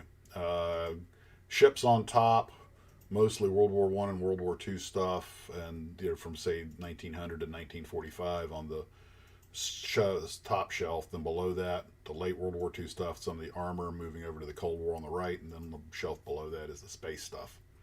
And I'll tell you right now that the Star Trek Enterprise Incident Kit is the biggest pain in the keister. I built it one time. I actually made a contribution about it to building it to, I think it was Starship Modeler. It's the very bottom kit there below the Gemini and the Man in Space kit. And that comes with two dinky little Klingon ships and a dinky little Enterprise that are all lit up with fiber optics on a base. And it is just a nightmare. And It's not even that, but it does come with a sound card. So when you push the button, you hear, they say stuff from the show and everything. The things light up. But it was that you're gonna need you're gonna need your eye loops, some pen vices, some really sharp X-Acto knives, and wiring up. It's wiring up electrics because it's because everything's so small that makes it such a trick. But I have the completed one on the shelf. Of course, over time, half the electrics have quit working. For that, yeah. Even when I did the Glencoe video, Raymond, Nick Argento had commented that Russia and Eastern Europe seems to be where it's happening with models these days. They're still working with beryllium copper molds. They're not afraid to cut them, even though that stuff's pretty hazardous and made of precious metals. But they're not afraid to use that stuff. And my understanding is most of the Eastern European kits have really come a long way. And some people swear that they've got kits that'll rival Tamiya. But, of course, it's like Trumpeter. Trumpeter has a hit and miss reputation. Their early stuff was pretty nightmarish. That FT5, that Russian Chinese training MiG-17 is one of the worst kits ever built. But, it looks okay now that it's done. It's up on a stand, but I can't even leave it on its landing gear. It will slowly collapse. But now also I know Trumpeter puts out some really top shelf stuff. So I've never used Flowcool, but everybody talks about it. And Mini Art is always expanding their catalog. Hobbycraft, I believe it was one of the few Canadian kit model companies. Although I did a video on them, how they eventually kind of sold out and got parted out and everything, became part of a bigger company. But apparently they put out a lot of really good stuff for a while there, although I think they're kind of like Matchbox. Everybody says, they were good for this, but they have their complaints with them, which I guess you could say about just about any company. A lot of companies are really enjoying a resurgence with the return of a lot of old kits. A lot of them get rebought, like some of the Lindbergh car kits that are getting reboxed as AMT under round 2. And, old molds never die. They just get repopped. Okay, Bruce.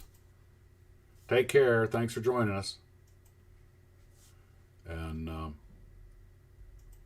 the hobby, everybody talks about how it's going away. And I'm like, no, it's still going pretty strong. It's just not enjoying. Its heyday of kids buying everything in sight is definitely behind it. It's more of an adult person's hobby now.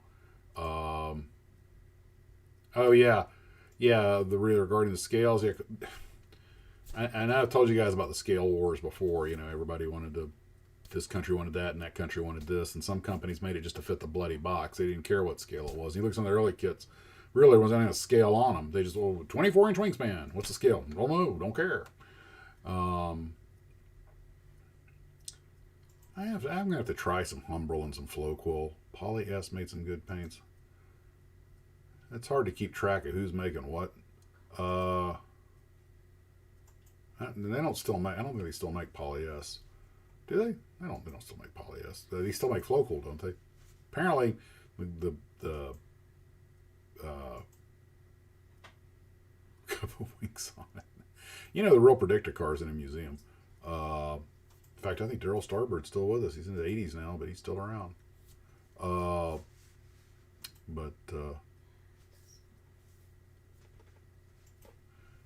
The repops. The nice thing about those is you get to build the kit you missed as a kid. I saw that Allison Turboprop engine. Almost bought it. That thing works. It'll show how the gear mechanism works. You can make it all sealed up or you make it open. But see, that's the kind of model I think you kind of have to make it open, because what's the point? Otherwise you just got an engine sitting on the shelf. The idea that you can turn all the gears and everything. God bless the guys at Atlantis for keeping that going. Really? Okay. I know I've built one. I understand they were pretty straightforward, but I would say on par. Maybe Lindbergh kits are better than Lindbergh, I guess. But the sad part was Lindbergh actually started making some really good kits when George Tode went over there and took them over. He kind of brought them up to speed. And for those who don't know, if you build models, you should know the name's George Tode, because he made more contributions to this hobby than Probably another single person in a lot of ways. He had he invented the side slide technique, where the mold shuts and the side panels go in, and that allowed you to mold the body all in one piece, because the slide closes, these side panels come in, now you got basically three-dimensional molding and everything. These were not small things, and his injection techniques and everything. He made a lot of improvements to the industry, kind of set the new standard.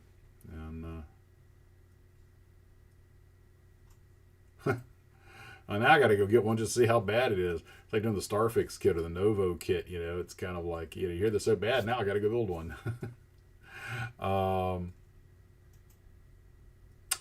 That's true. You're right, because the G it actually had the chin turret on it, the Bendix chin turret on it. That's one way you could tell them apart.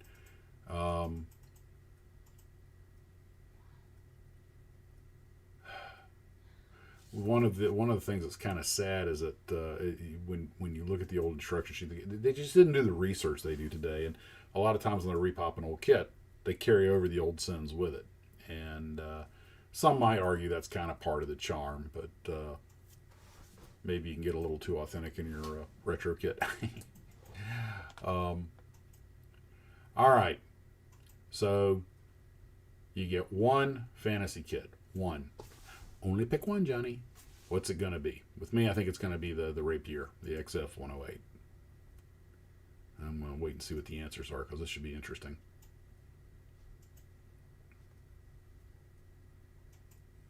Which, by the way, is not the one that ever got away from me, because I don't ever recall seeing it on the shelf.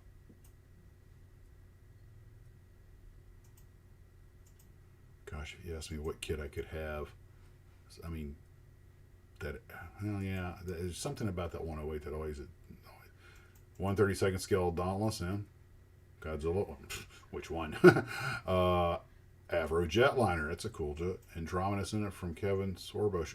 Andromeda. Okay, there's a cool jet. I don't even think anybody ever made that kit, but I actually I was wondering, because they made all these characters, why no one ever made Kolchak the Night Stalker. 124 SOD G 9596. Okay. 132 P61. Oh, 136 scale Black Widow. That'd be cool. Skylon space plane. Nice. 172nd 707. Okay. I don't know if you guys remember the Darren McGavin show, The Night Stalker, also known as Kolchak the Night Stalker. But my brother and I were big fans of that show. And Nissan D21 pickup truck for me, the 125th scale, okay. But I found out there was a short-lived Resin, and that thing goes for about $130 if you can find it, of him. And I always thought that was a character that kind of got overlooked. Back in the garage on the bike. Uh-oh, exercise time. 172nd scale XB70. Yeah. 136 LC5. Well, you better put that in your garage. MG,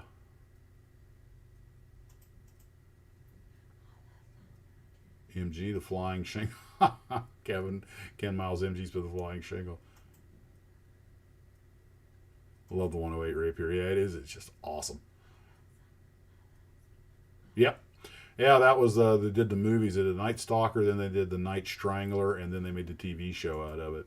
I love how they hung up their arrest warrant with his name on it to get him to leave town. Monogram B-17. Yep. 32nd scale Spitfire TR9. I'm going to get some Humbrol and try it out. You guys really rave about that stuff. I've never used it. 137 will be my garage. Yeah. Yeah. Oh, I would love a Cessna 310 and 421 and a Navajo. I found a Navajo kit one time. I forget it was Resin or Vac. I didn't get it, but actually somebody might have shot it styrene. I don't think so. The in a way, the coolest monster they had was also the worst. That was a Sentinel, the big lizard. It was just such a bad costume, but it was a great idea. The Rakshasa was another creepy, terrifying one. It'll come at you as someone you trust. one Claudia. Yeah, I did that for all of us. One about the robot was pretty good. My brother wants me to do a video for my Fun with Guns channel on the guns of the Night Stalker. The Marker-like cannon, the Beta 1 airship from the Mysterians, okay. Okay, I have to look at that website then, thanks. I'll make a note of that. U.S. Airfix Humbrol.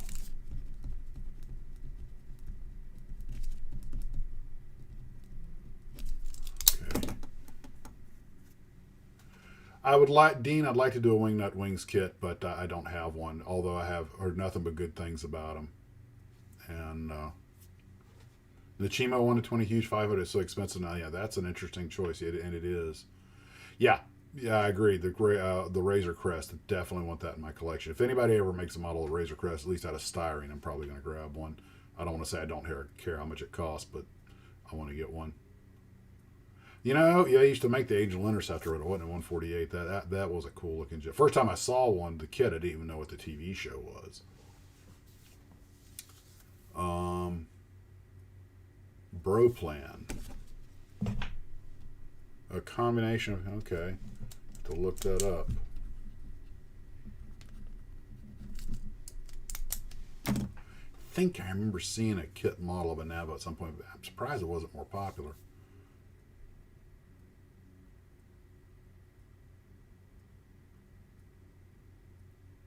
You know, I think they did a brief remake of the Night Stalker, but it didn't. By the way, did you guys know that the TV show The X-Files, Chris Carter showed The X-Files, he said he was inspired by the Night Stalker. That's what gave him the idea for the Mulder character, being the guy on the outside and everything. And so there is a creative direct line between the Kolchak and The X-Files. Huh, that's interesting. So the 3D printed Razor Crest, especially since they made the big 2-foot model was initially 3D printed. Okay, large scale planes. Okay. Somebody goes, oh, Broplan, okay.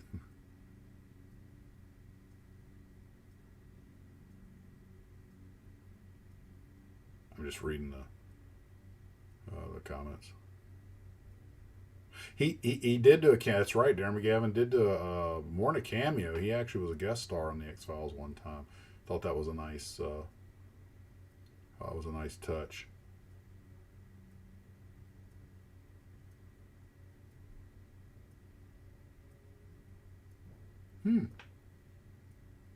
Yeah, that's right. That's right. He was the old X-File investigator. I think he knew Mulder's dad.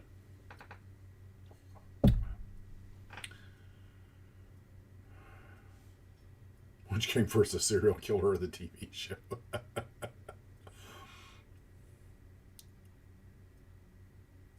Yeah, the first couple of years was at its best. After a while, I think they just kind of running out of fresh ideas. They were getting desperate to do something, and it had to keep getting bigger and bigger.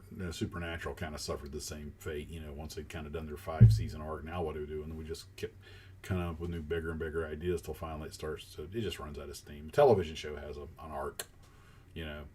That's one of the reasons Babylon 5 was very popular. They saw it as a 5-season arc. They went through the whole thing. When it was over, they ended it, even though it was still doing well.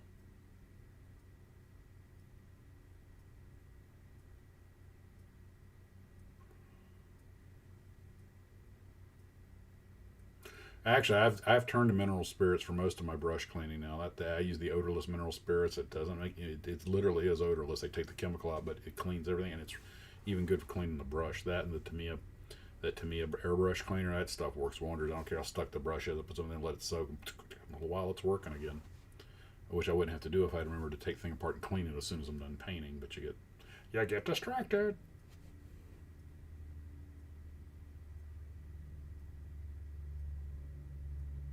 And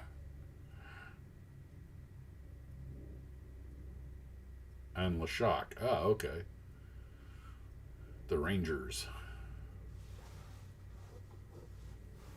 Yeah, they do. And I think one of the reasons that people still talk about the Kolchak the Night Stalker was since it only lasted one season, it never got worn out. Well, guys, anything else you guys wanted to chat about?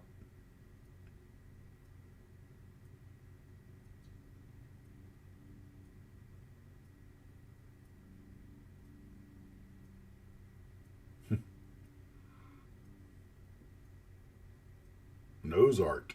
Okay. I'm not tattooing my nose.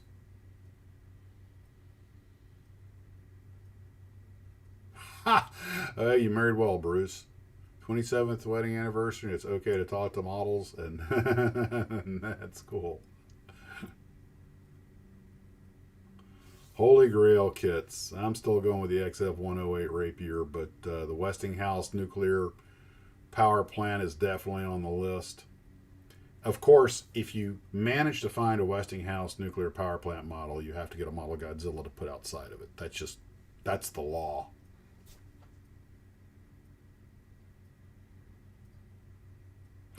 I have the Patriot 105, which is the two stage, and the Iwata, and I used to have a Pache, but my wife got me the big Iwata that has the big can on it. I forget the number on it.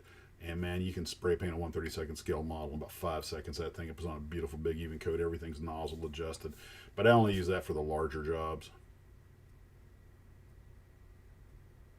How many ways Florida attempts to kill its residents? Sharks, alligators, COVID. We got a one neurotoxic poison snake, the coral snake, and a whole passel of hemotoxic poisonous snakes. Then we got bears, and we got panthers or cougars or whatever you want to call them. Let's see. We've had people killed by deer, usually by running into them. So the wildlife are the number one thing. Then there's the all the other stuff. Yeah, it's ironic that so many elderly people move down here because of the weather, not realizing that most of the wildlife that's only 100 feet away from their complex just see them as a self-propelled protein.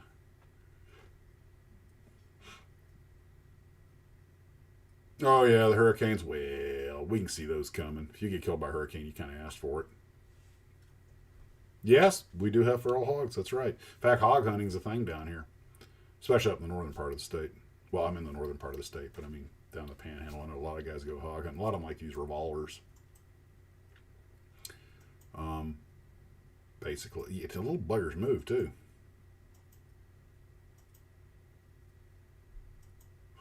Stand your ground. Well, you shouldn't be on somebody else's ground. That shouldn't be a problem.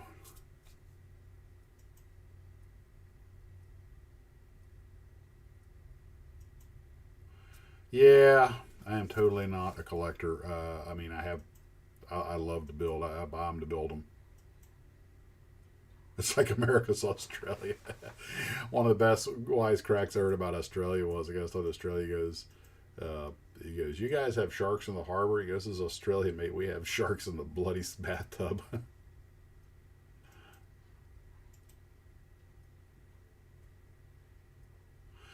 Yeah, I sometimes use eBay as just a price point tester. Like, look, this is what people are asking on eBay just to give people an idea where it's coming from, what some people think it's worth, but it's by no means the actual bellwether. But the other thing is, I've learned if you're patient on eBay, a lot of times you can get a good deal.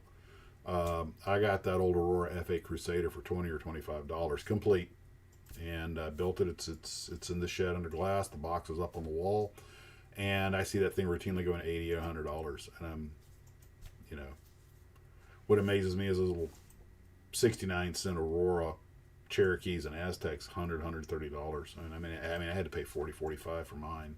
But I got fine scale modeler, so money well spent. Yay me! But I was still uh, uh, I see people asking $100 for those things. I'm like, I'm sorry, guys. You need to pay. Of course, you're paying for the nostalgia.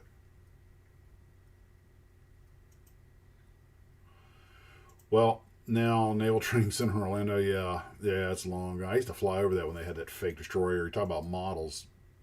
Orlando, on approach to the airport, the Navy Training Center, which was where they did boot camp. Now they do it up in Great Lakes, but The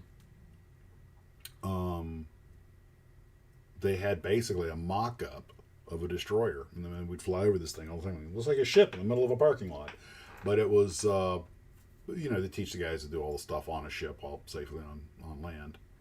But although they still have, believe it or not, right by the Orlando airport, they have the Navy base exchange is still there, and you got to have a military ID card to shop there. So, go figure. Somehow that stayed open, I guess, to serve all the retirees that live down there. Sanibel. I don't know, actually. I think I've actually been, I don't know if I've been to Sanibel either. I've been over it a gazillion times.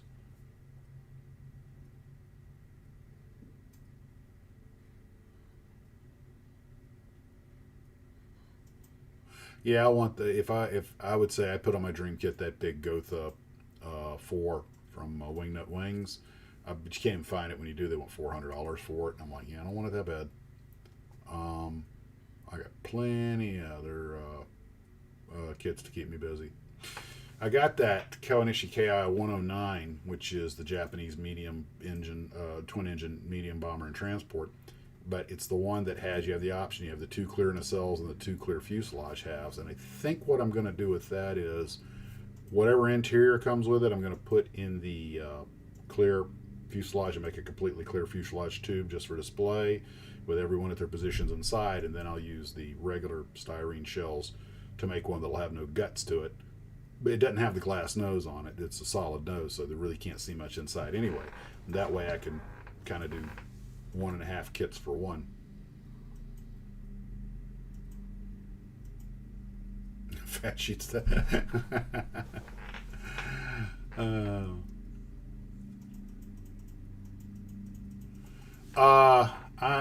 John, I hate to admit it, but I haven't, and I actually found one at Hobby Lobby that was on clearance because the box had been destroyed, and the reason I didn't get it was I didn't know if the kit was complete. But I do. There are several build videos out there, and apparently it's one of them you can actually get away without painting, obviously because you clear. But a lot of the internal parts are already pre-colored.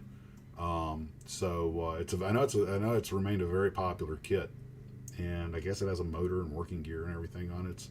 It's an interesting build, to say the least. I think you'd enjoy it if you get one. And you see them popping up on eBay from time to time. I don't know if all of them had the working gear and motor, or just certain versions of it did, though.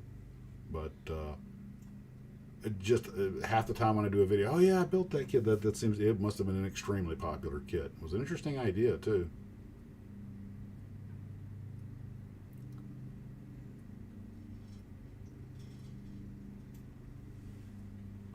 Yeah, we've all had our issues with Evil Bay, and you kind of taking your chances.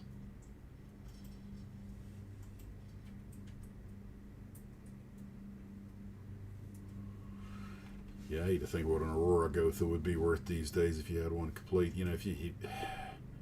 It's kind of sad in a way that these models have gotten as expensive as they have, because when I get one, I want to build it. But given some of the stuff you find folks have sent me, there are a couple of them I'm like, John Fast Sports was asking about it, so I don't know if he's got one or not. But I never actually got the Phantom Mustang.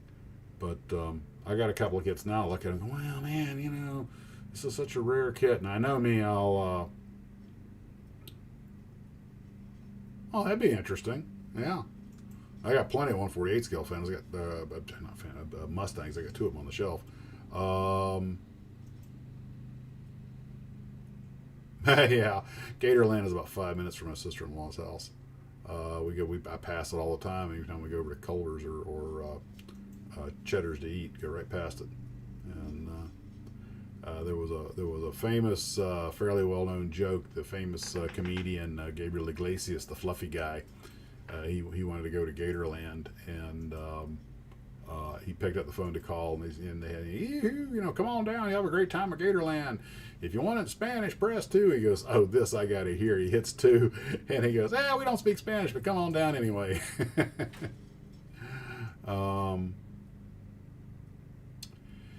The original kit was an F-51, I think. Yeah, I think it did have the stars and bars, which would make it an F-51, which is P-51 rebranded.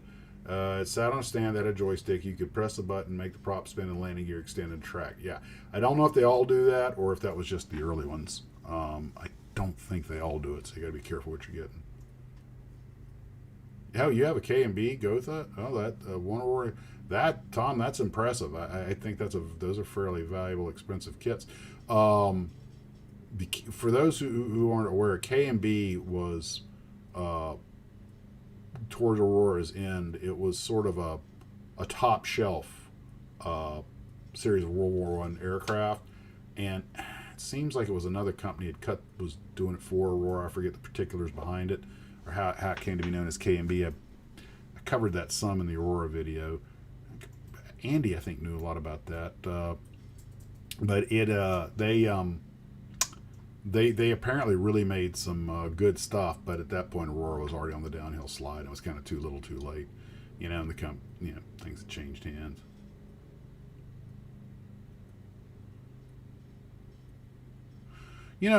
People gripe about Aurora kits a lot, and some of them did have a certain lack of fidelity and everything, but they have still got one of the strongest followings, and not just because of the creatures.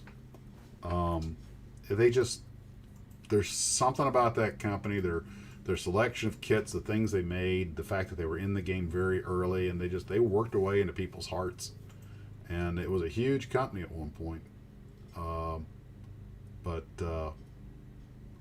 they wanted to, of course, the company ownership changed hands, and they wanted to move into other things, and it took the path it took. And when they sold out to Monogram just wanted, I think, it's just some of their World War I aircraft and a few of their ships and something, because they did have some really good molds. The Aurora armor, some of it's still being popped by Atlantis. I think the Patton tank they're making is an Aurora. A lot of their stuff is, I think, is old Aurora. It's just those things won't go away, and there's just a certain cool factor that's hard to put your finger on. And one of the things I think it was Mike Mashat made the observation that, when we that's terrible, getting your stuff stolen. Oh God, I had that happen once. It may have been Adam. It might have been the same K&B, because I think they were into a lot of different stuff. But totally lost focus on what I was thinking about just a minute. Oh, Mike Mashat was saying that Revell, like Tamiya, they take all the measurements and make these just nearly perfect molds. But he said that Revell actually realized that the human eye does not see things the same way you would see it on paper. When you look at a real Spitfire and you stand there and look at it, you don't see it the same way you would see a model of it, because it doesn't all fit in your field of view the same way. And Aurora would deliberately accentuate a few things to make the model look more like what your eye expected to see when it looked at the real thing, even if it meant the scale was off just a little bit, like something was a little fatter, a little thinner than it should be, because they wanted you to have that same perception. They took perception into account, where a lot of other model companies strictly go with a rigid interpretation of the model. That was an interesting point. It might explain one of the reasons a lot of the Revell airplanes were so popular. It's because when people looked at them, they saw what they expected to see, as opposed to an actually completely accurate model that might, when you see it on a smaller scale, the perception might be off. And funny thing about the two eyes and distance and perspective and everything else. Because as much as we try, none of us are even capable of actually seeing the world the way it is. We have a very narrow spectrum and a very narrow angle that we can focus on.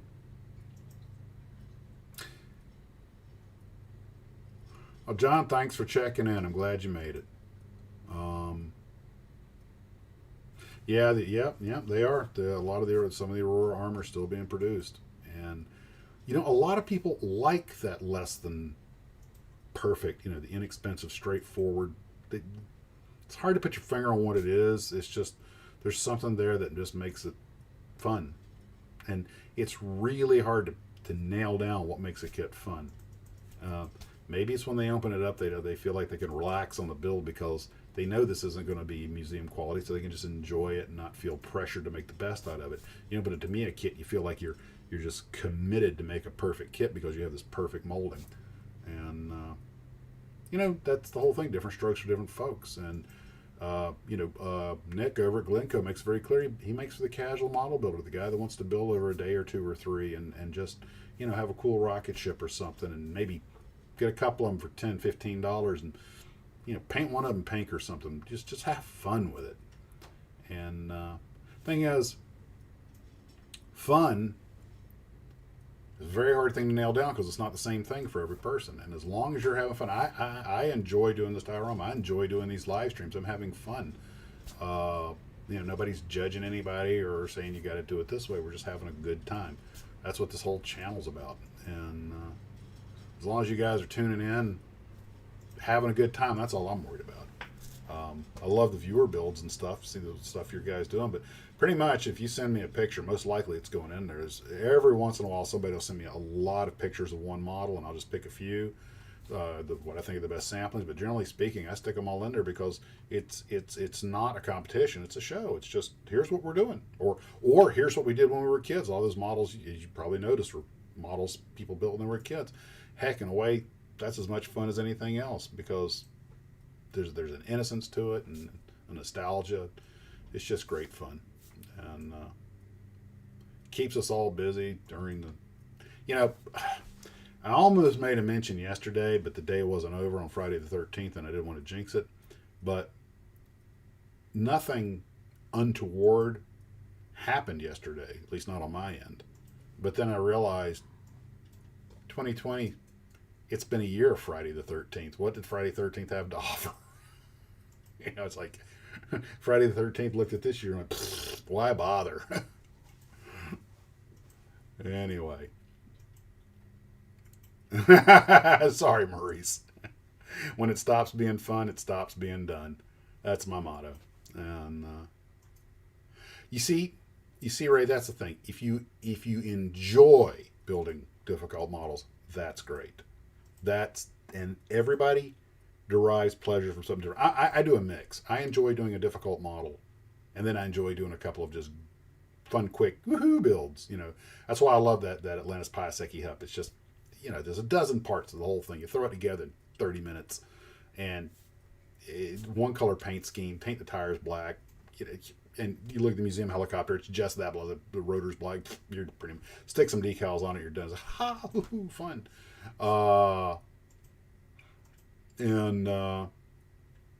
But then sometimes you just feel like, I want to take on this challenge.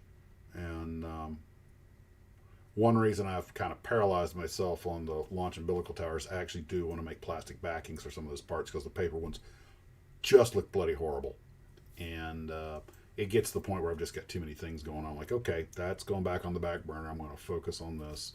So right now, the Twin Otter, Golden Knights Twin Otter, and the Diorama are kind of, one's at bat and one's on deck. And I'm kind of going back and forth between them. And I had to paint the wings black, the undersection black, the fuselage white, the tail black, and put it together and decal it. So the Twin Otter really doesn't have much left to do on it.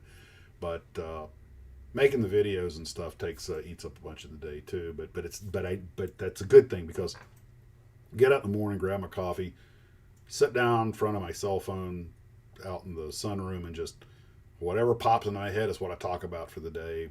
For 5 or 8 minutes or whatever, just something to sip coffee and random string of consciousness. And usually a one-shot deal. A lot of times I don't even edit it. I just go straight from the phone, upload, then it's off to the shed or whatever, out to the tar to start working or whatever. But then I break it up and take some pictures and go have lunch and try not to get so into something that I start to lose focus or start to get into the point that it stops being fun. Then around 5 or 6 in the evening, get ready to shut down, have enough glue fumes that, I'm definitely need to get some fresh air and figure, well, it's a good time to shut down the Tarbis. What did I do today? Maybe I usually watch and somewhere during the day I'll watch a few YouTube videos, and then I'll do maybe a little research for a project or something, and then oh, look what's going on in model world. I got something to talk about tonight, and I'll go out, shoot the night, the after hours once everything's closed down. The after hours, I try to put a little bit more production value into, use better audio and that kind of stuff. Fumes, good, and then it takes me. It can take over an hour to edit an after hours, depending on how long it is and how much I want to put into it. I've had some of them. I wound up going till midnight. It took 3 hours to edit the thing, but there was information I wanted to get out there, and and then pack it in for the evening, and that's that. That's kind of how my days run. But it gives me it gives me a purpose. It's something I enjoy doing. There's a lot of great people. Every once in a while, something shows up in the mail unexpectedly. Get to do an unboxing. Yay, Christmas in November, and because you guys are all awesome, and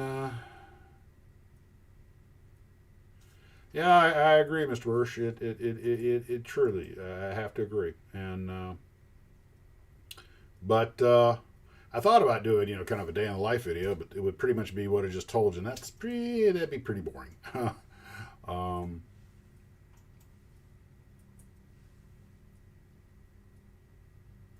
but anyway. Well, that's really about all I got. Anybody else have any questions or subjects they want to bring up?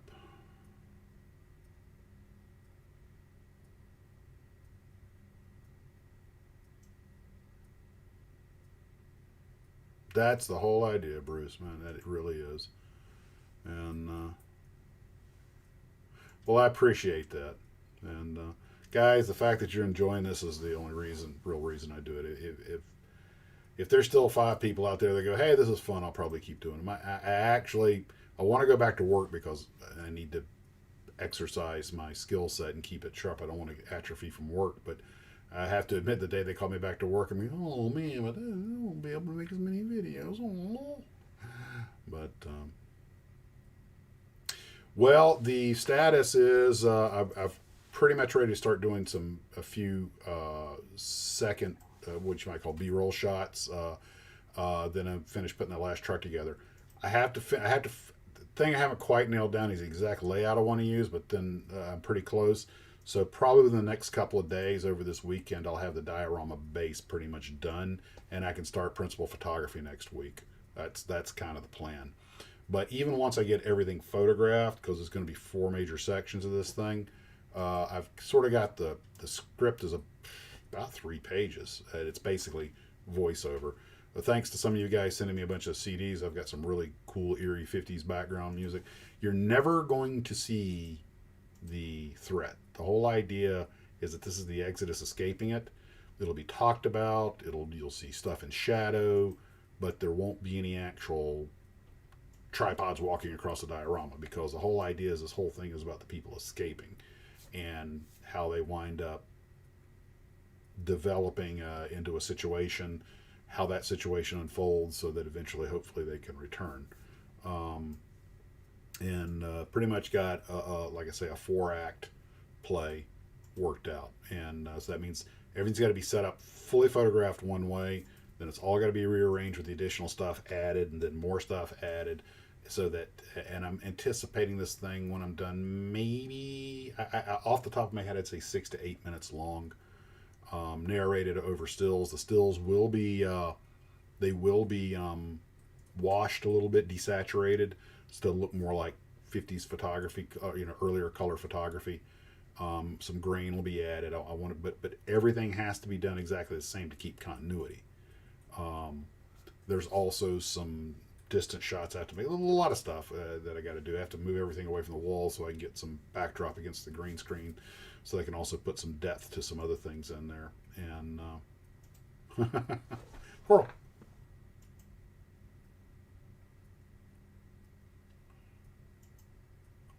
I have to read some comments here because I'm seeing some stuff in it.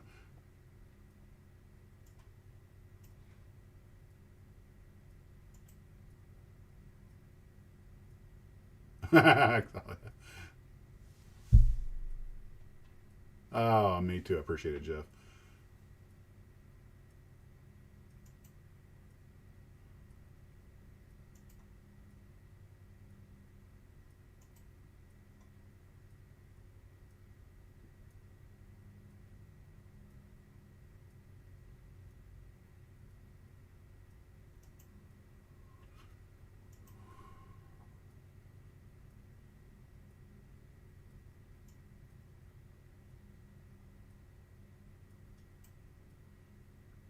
I don't think Mike has done it yet. In fact, I should probably go check out his channel and see when.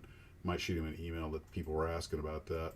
That way I can mention it in a show.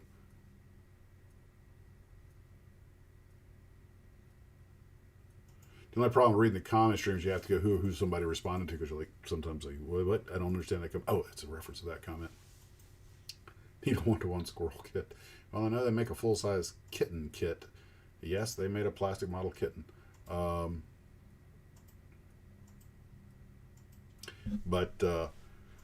Yeah, I'm using the Spielberg Jaws theory that the threat is always looming. You'll see things in shadow. You'll never but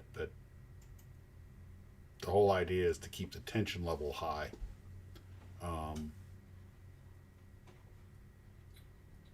Yeah, I need an electric squirrel or something for my cat to chase around. She's been chasing lizards, but since they're outside and she's inside, it's like bad cat TV. She's pawing at the window. Why can't I get to it? And the lizards are getting a little cocky. I think you're right, Steve. I think it was Revell. I was saying Aurora, but I think you're right. I think it was Revell. But they've done insects and a lot of other stuff.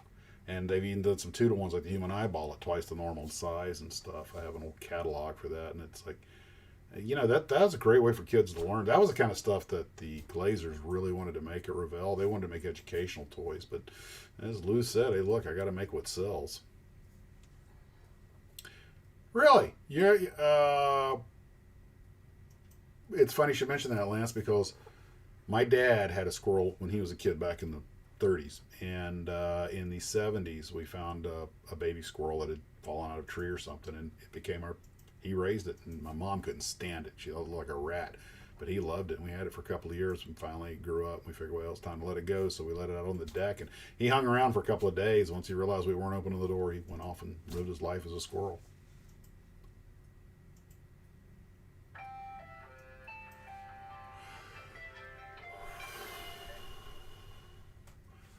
We need more Gundam stuff. Well, let's see what we can dream up on that. And thing about Gundam is that's its own world, and if you don't follow it, it gets confusing real fast because it's got its own complete story architecture and machinery type and everything else. Kind of like that. What was the stuff that Nito was making? The machining Krieger.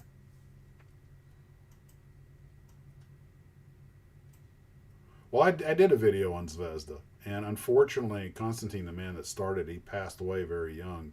The company survived. There's actually a video out there on Zvezda taken at the factory, about 3 minutes long, shows the molds and everything. It's really impressive. It's one of the best in-factory videos, and it shows that the Russians are they're doing some really nice work.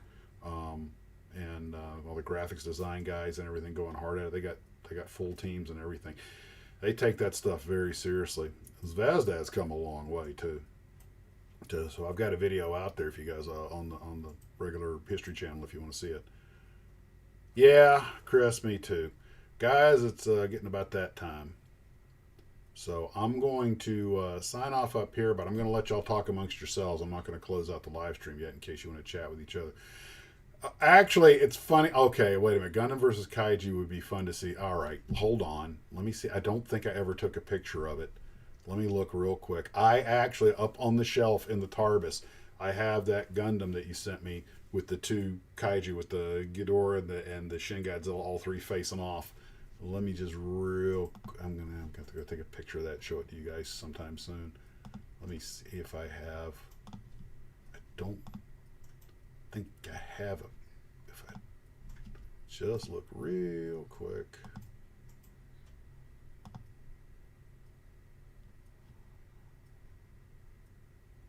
I don't.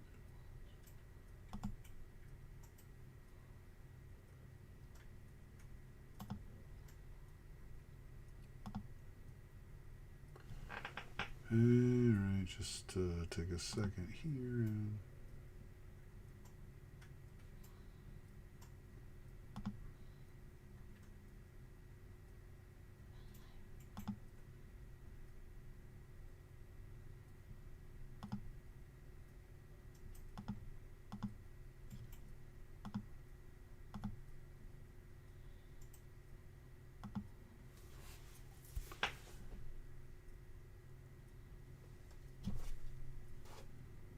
don't think you're going to see it in that one.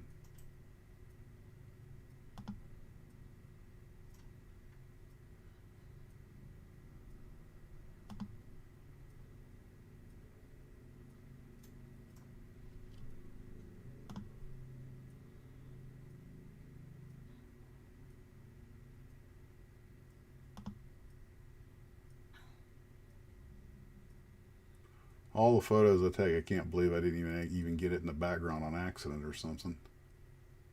Ah, well, I'll take a picture of it and show it to you guys next time. Oh, this is kind of, I was just spray painting the soldiers, but I realized that this could be an interesting technique for the, you can tell when the Martians have been through.